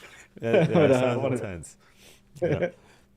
Yeah, it's the kind of thing I'd go test drive at some point soon, just because it's Yeah, fun. yeah. All right, we got a question here about Apple lines, Sam. Yeah, these are the lines. I don't see any opportunities at these lines at the moment. I'm not in any positions right now, just sitting. We got Kling Daddy, you work for Tesla and you drive the Cybertruck. All right, not autonomous yet. Nice. Uh, Autonomous. I don't know, man. In the aviation world, I've seen enough autonomous stuff, autopilot stuff. We've had that for years, and thinking, Yeah. Yeah. Cat 3 landings, and zero visibility, stuff like that. It's pretty cool, man. It's amazing how these massive airplanes can just touch down at a very precise point on the runway in zero visibility. You can't see out the cockpit, but the It's airplane's right wild, there. man. Yeah. Yeah. Yeah, The amazing. technology's there, so driving. You know what? The one thing though that does concern me is New Jersey drivers, right? Like in Florida, I done this in Florida with no problem. New Jersey drivers, I could be minding my business and people just, you just don't know what somebody's gonna do, right? Is the computer gonna react fast enough for the guy that's cutting me off with, with zero clearance? Unless I hit the brakes, I'm gonna crash into him. So that's the stuff that I'm looking out for. Is Tesla looking out for that driver? So that's the tricky part. So Oh my yeah. goodness. What's wrong with the people in New Jersey, huh? What are y'all up to over there? Man, if you could drive in Jersey, you could drive almost everywhere. I'll tell you that right now. No, I've been to Um, Florida, Chris. Florida drivers, you kind of, no, it's not the same. They're nuts over here, man. I've been there a few times. I guess it depends where you go, right? But yeah, here it's wild. Um, and the ones that are bad drivers in Florida, they probably came from New Jersey anyway, because got a couple of people that moved down there, so they probably came from here originally. Oh wow. All right, see Yeah. what we got going on here. Any questions, guys? Anything you want to ask? Any stocks you want us to look at? We'll take a look here as the day progresses. Let me see. Starbucks trying to head back up. And I see Nvidia. Nvidia showing more weakness today. That's just dropping lower here. Yeah, I got a couple of things moving. Um, Tesla might lose yesterday's low if it keeps going like this. Yeah, Tesla's very weak, generally speaking, and I'm very curious about a short entry somewhere. I don't see it setting up yet, but interesting. Could have an opportunity somewhere today. Tesla. Oh, there we go. Now Google Abby, wants. do you ever trade TQQQ? Nope, I certainly don't. That's it behaves differently. I don't even know how to read it. So I'd rather just trade what comprises the TQQQ. It's these tech stocks basically. And that's it. Nice and simple, simple and easy. But definitely there are people who trade it. We've seen Andrew trade it plenty of times. And you can get some fantastic opportunities on that. You have all kinds of leverage products, futures, options, all kinds of stuff, even zero DTE every day. If you want that, it's there. But no, I don't know how to do it. I haven't even played with it. Did uh did RCL have a some kind of split? I mean, this stock is sitting at a 267. I gotta go back. I thought we were trading this like at $40 back in the days. Uh, CL, 200. RCL. Let me see. I'm Huh. just going back here. Let me look at the monthly because I saw news come across. And by the way, let me show you guys this. This is something that's available to you. Actually, I'll show you the whole entire thing. Let me show you this here over in our chat room. For those that have not checked out our chat room, you can check this out here. Let me get it for you so I can show you what I'm talking about. So right over here we have Thor, which is he's live right now in the chat room with our members. But if you click on this Benzinga logo here, you're going to get news feeds, which is pretty nice, right? So a couple of things you could do. You could get news feeds here, right? And that's going to be live. And then you also have the Squawk. So that's part of your membership. You click on this and you'll get the Squawk guy. I think I forgot. I think it's Charlie still doing it. And he'll just kind of announce the news as it's happening. Not everything here, just the major stuff. So I'm looking at this article here. I'm looking at Goldman Sachs maintains a buy on Royal Caribbean, raises prices to 305. When I saw 305, I was like, wait, what? 305? Triggered me to look at the stock, and I'm like, this stock is at 267? Okay, and I am right. Yeah, look at it here. We were trading it 2020, 2021, around that $60-$40 range. Obviously, 2022, everything dropped. We expected that. But this thing has come back and then some. Wow. Oh man, oh Yeah. man. Wow. Yeah, I remember This during COVID, it was short selling restriction every day. It was just going down, down, and down. And we were yeah, trading it, yeah, at yeah. about $20 or something. That's It's funny amazing. because even during that time, a lot of us are somewhat more optimistic and more bullish. Even during that drop, a lot of us were kind of still waiting for some of the reversal stuff, right? That clearly was not coming. But there was a lot of people still waiting. Okay, no, this is it. This is a reversal, and it clearly wasn't, man. So interesting how the human psychology and mindset works. But yeah, down it went. Wow. Amazing. Yeah, all of that stuff. I mean, people bought Boeing when it dropped below 100, and then that was pretty cool to watch. People optimistic down there, and then it popped up 200 at some point right after the COVID stuff. Yeah, And yeah. yeah, I had a fantastic trade on that. A lot of guys did that. So Me and Mike. So me and Mike both got in. He got into, I think it was United Airlines. I think we both got into United Airlines. When it went down like that, we both said we know this company's not gonna go bankrupt. It's gonna come back. It took a while, but it did. They came back, and we sold it like that was like a year and a half ago. And then I got into American Airlines about a year ago. After I sold that one, I got into American Airlines, and I sold that at 14. Where is that now? Let me go see if I'm gonna get myself more pissed off. Um, stop doing no, it. Don't do hanging it. out. Don't do it. Don't do It did hit 19, but it's back at 17. So yeah, I missed a it. couple of bucks there. That would have been nice. Uh, Um, awesome. Well, guys, there uh, goes Tesla now on its way still down dropping. towards Mm. 385. Yep. Did the breakout and off it goes. Down, down, down. What's the next level you have, Avi, on this? 385. Basically every $5 is what I've got here. Yeah, yeah. Record, yeah. 385 puts it at. I'm gonna mark that on my charts right here. See how that looks. Yeah, it makes sense too because that is right above yesterday's low. So I'm sorry, right below Right yesterday's below. low.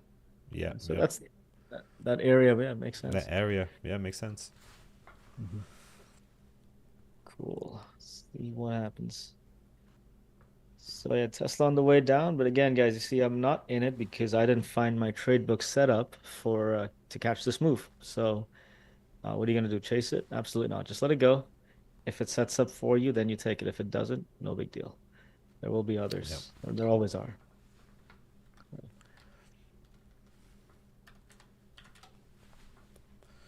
That is choppy. Google's choppy. Most things I'm looking at are choppy. AMD, Nvidia, Microsoft. Yeah, everything's a bit of a mess except Tesla on the move. Yeah, that's really it. Um, just looking around my list. Starbucks is kind of trying to hold on to the 9 moving average, so it's bouncing off of the 9 again. Let's see if we can make a new high and get into a nice little bullish trend here. So right now, created a new high at 11:15, came back to the 9, and it's trying to get back up towards that high of the day again. So let's see if we can get a nice little pattern here. I mean, we're already, if you look at the daily, we're extending. We're up 7%. You know, it's up here. It's a big jump today. So not sure how much upside it has left for the day. They had a really good day today. Yeah, it's really gonna have to find basically a new set of buyers to push it up beyond 107.50 or so. Because a lot of the earlier buyers, well, they had their fun earlier, right? Yeah, well, Now maybe it's their CEO could take some of that 5 million that he got and start buying some of the stock, right? Give it back to the company.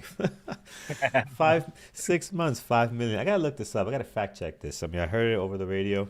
Gotta fact check this stuff. Hold on a second. Uh, Starbucks CEO. We'll look that up in the meantime.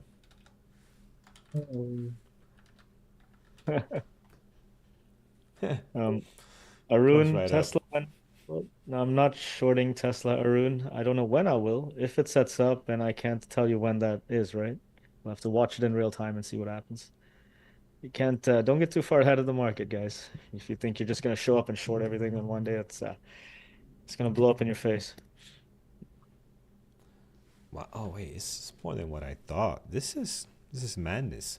It's actually 5 million for the first month. And then and then 5 million after 6 months looks like. So total and everything with full pay is like about 96 million. Hey, listen, man, you if you can turn the company around, you can make a lot more than that. You're just it's worth it. But man, 5 million after a month, we got into the wrong business, man. Should be Yeah, out there seriously. selling coffee. I could give them, yeah, my espresso recipe is far better than the Starbucks one. I could make 5 million a month. Problem at all, man. Yeah, yeah, God damn. So funny. great stuff. Uh, Great stuff. ASML. This one I thought it was gonna do a lot better, but it gapped up ASML and it's giving everything back. So I had that on my secondary list, um, heading down towards 700. So not a great intraday trading stock. I mean, it moves slow, it moves a lot, so you gotta be careful with your sizing. But for the most part, not really. Not really great for day trade. I think you could find other things, but fun to watch. I always like to see how they do. They had great news too, so always good to look at it. yep, on the move. Pretty wild to think these things move, what, $20 in a day. Still quite a bit of a move, even for something that's 700. Let's see. So we got David, you want to know how to invest in T triple Q? You buy it through your broker, and you hold it. And that's called investing. That's how you do it. Now, if you're talking about when and why and what price to buy it and all, that's a different world.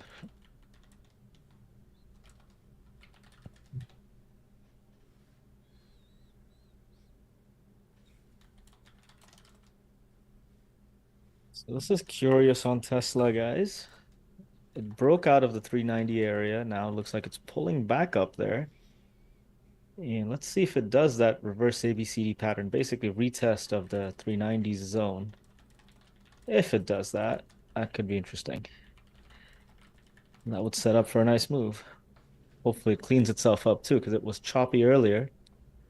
And it would like to think it's exited the choppy area and it'll go smoothly after this. But again, let's see. Never get too far ahead of it.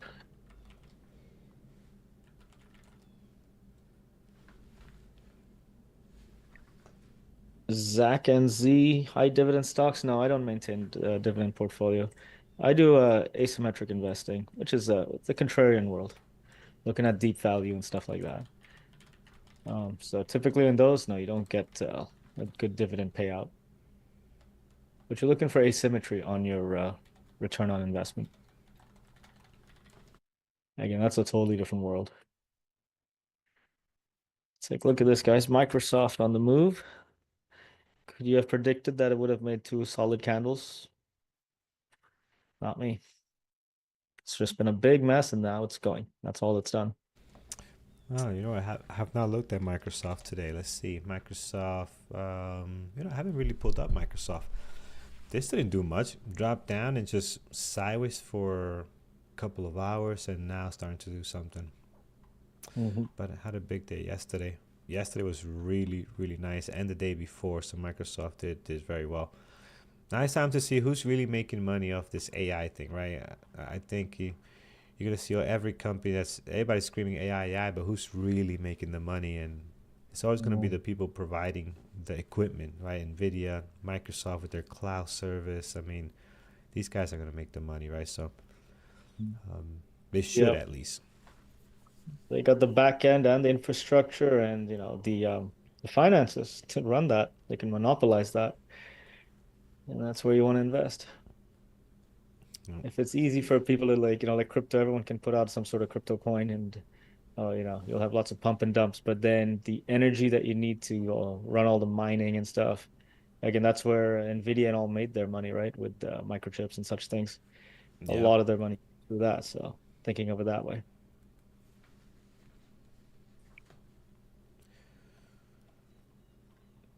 AMD and no love for AMD. Can you believe AMD hit a high of last year, 183, and has not been able to capitalize on this AI situation? It just keeps down, down, down on the daily. And the bigger picture is just down and down. So they got to figure something out. I mean, you're a chip maker. Like, what's happening? Don't let Nvidia beat you down like this. Come up with something. We need competition. Competition is good for the consumer. You can't have one company run everything, right? So we need them to get their act together. Sack, I do not add to my position. I'm not great at adding. And usually the 5-minute RB is done so fast that it's very difficult to add unless you get into a trend trade. If you get into a trend trade where, not a trend trade, but like it starts trending higher, then yeah, once I'm further away, I can try to add. But usually I'm not adding to my position. Sometimes when I anticipate the 5-minute RB and I get it a little bit earlier, I might take half size and then I take the other half later. That's not really adding; it's just kind of getting in, half in, just to kind of be in the move in case it goes. But I'll be honest, I barely do that. I'm just take my full position when I see it and then go from there. Mhm. I find it hard to add like Paris and Andrew. Oh yeah, Paris and Andrew. I mean, and Andrew just got better at that because Andrew's adding was not great at the beginning, and then he says, I gotta add, right? And then he's just, well, I remember the first 2 years. You've been in long enough, Avi, to know this. The first 2, 3 years or so was not great, and then he got really good at it, and now he adds any chance he gets, right? And that obviously increases your P&L drastically. Paris also same thing. He adds a lot as part of his trade book.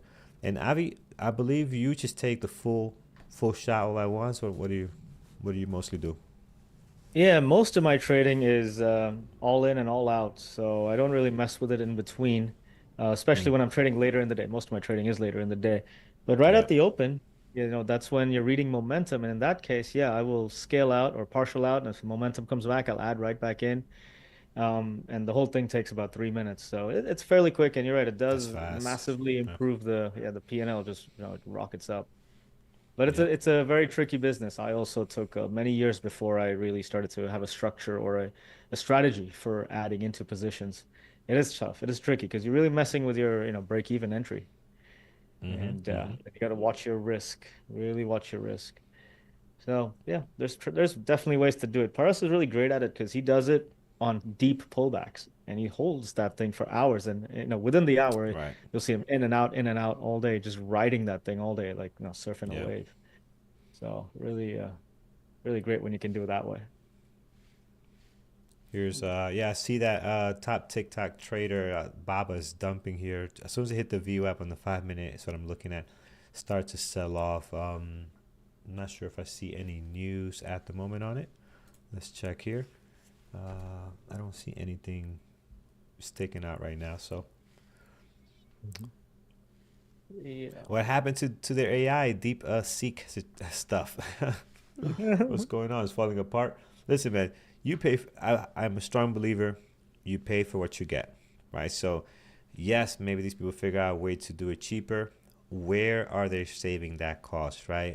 It's got to be somewhere, because if you got the giants saying, hey, this is how much it costs to do this, and you're going to do it cheaper by fractions, um, you're cutting corners. What corners are you cutting here to make this happen, right?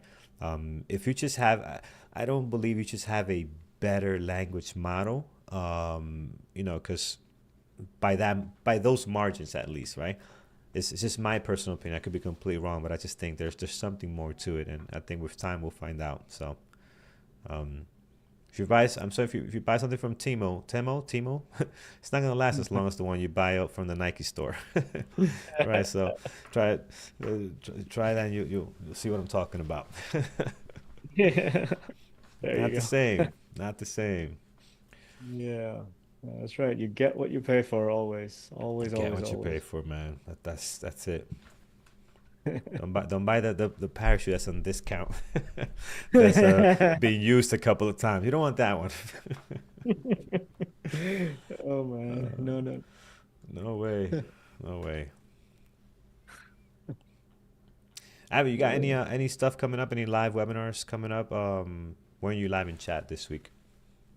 This week, no, I just had a big one last week. That webinar was planned for an hour. It went for 2.5. So that went for a Oh while. That was man, good. nice, nice. Yeah. And then a little later on into next month, that's when you'll find me again, guys, in Trading Terminal. So that's again, you can show up for free there. Just you need an email address just to get in there.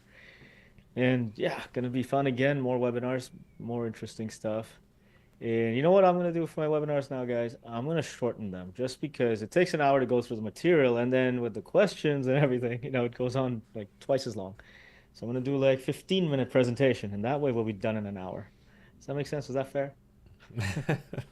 Because The back math, in the math sounds right. Let me throw it in my chat GPT and DeepSeek to see if it makes sense. But it's adding up.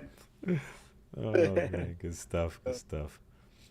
But yeah, guys, you can also find me at PCT with the boot campers. I trade live with them, I think once a month, maybe twice. I think next month's gonna be twice. So yeah, I'll be there too. And you guys gotta check that out. Seriously, funded account, lots of training. It's fast track basically your learning curve with lots of accountability partners, teamwork, group sessions, all that stuff. So check that out. I'm in there too. That's fun. So you have that along with then you got BBT. Fantastic. If you want to really make it in day trading, learn to survive days like today, you need a support system. You need a community. You need people more experienced than you as well, and you need a community where you're learning together. All of that stuff. So it's all here. That's the beauty of it. Always good. Yep, absolutely. Friends over on YouTube, we're almost winding up here. Hit that thumbs up before you head out of here. Subscribe so you can get alerted when we go live in a couple of hours at 1:45. I'll be back with you with most likely Peter will be joining me as we go through the Fed announcements, the release of the minutes and the announcements at 2:30. So 1:45 p.m. Eastern time, we'll be back here. So hit the subscribe button, hit that like button. We really appreciate it. And then we're going to come back again. You have us for a whole day. We'll come back again at the close at 3:30 p.m. Eastern time for the big three that are going to be reporting today. Meta, Microsoft, and Tesla. So, and there's some other ones too. I think we have like IBM or some other ones. Actually, let's not guess. Let's look. See what we got going on here. So we got IBM, T-Mobile was this morning. The other ones are not so big. Besides IBM, they're not great. Lam is okay, but yeah, LAM, we'll see. And then tomorrow, Intel, Apple, UPS, Mastercard, Visa. A lot more fun happening tomorrow as well. So yeah, pretty cool. Yeah, stay engaged, guys. This is fantastic. Lots of activity this week. And you're getting it all right here too. So what the hell? Gonna learn a lot and stay and have fun with this. Yeah. Sure. All right, looking at the market. So Baba stopped selling off for a little bit at least right now. Nvidia looking to sell off some more. Watch Nvidia hit that. Can it go below 120? I mean, it's putting in some kind of bull sandwich here is what they call these three bars on the daily, right? So surrounded by bears. So a bullish sandwich here. Let's see if it can Maybe. drop lower. So Interesting. Yeah, on Nvidia, I'm beginning to now maybe see a double bottom. It's kind of in the zone, not really. not Mm-hmm. close enough to 123, but it's a large one and it could come true. It has to become genuinely bullish. At the moment, it is not. So this is something Yep. to keep an eye on for a reversal. Yeah, I see that. You do have some good support coming up here. If we can hold this, it'll be great, man. But if we slide off of this, you're going to get a nice little flush, I believe, because this is where a lot of people are going to be looking in to go long, right? Like if I was trading this reverse right now, this is probably wait for a little more confirmation. But I'll be going long here with the stop towards the low of the day. We lose that low of the day, I think you could let the floodgates open up a little bit. Yeah, But yeah. it's Buyers. it's so drastic. You just don't know. You just don't know. Yep. Very important to watch the action. For now, the bulls are putting in a higher bottom, but that's just for now. Let the candle close and let's see what happens next. Otherwise, yeah, break low of the day and off you go. And that's the end of the AI bubble, huh? Yeah, I mean, I don't think it's a bubble, but man, are we overpriced on this stuff? Are the numbers inflated? I think it's stuff is overpriced. You got to figure out a cheaper way to do this. Um, is it a bubble? Who knows, man? Could be, could be. Haven't got a clue. Um, it's like everything we were doing before that was some stuff that was simple. We're calling everything AI now. So that's fun. Hey, look at this search bar. It's powered by AI. Like, yeah, really? You've been doing the same thing for like 5 years. Now it's AI out of nowhere. Yeah, just put Love it. AI name on it then. Right, right. It's just unbelievable. I think- God tell you. Friends over on YouTube, thank you so much for joining us, guys. Really appreciate it. Again, join us for the later streams that we're going to be having in the channel today. Abby, my friend, always great doing the show with you. I will talk to you later, man. Have a great one. Been a pleasure, Carlos. Everyone here on YouTube, thank you. Talk to y'all soon. Take it easy.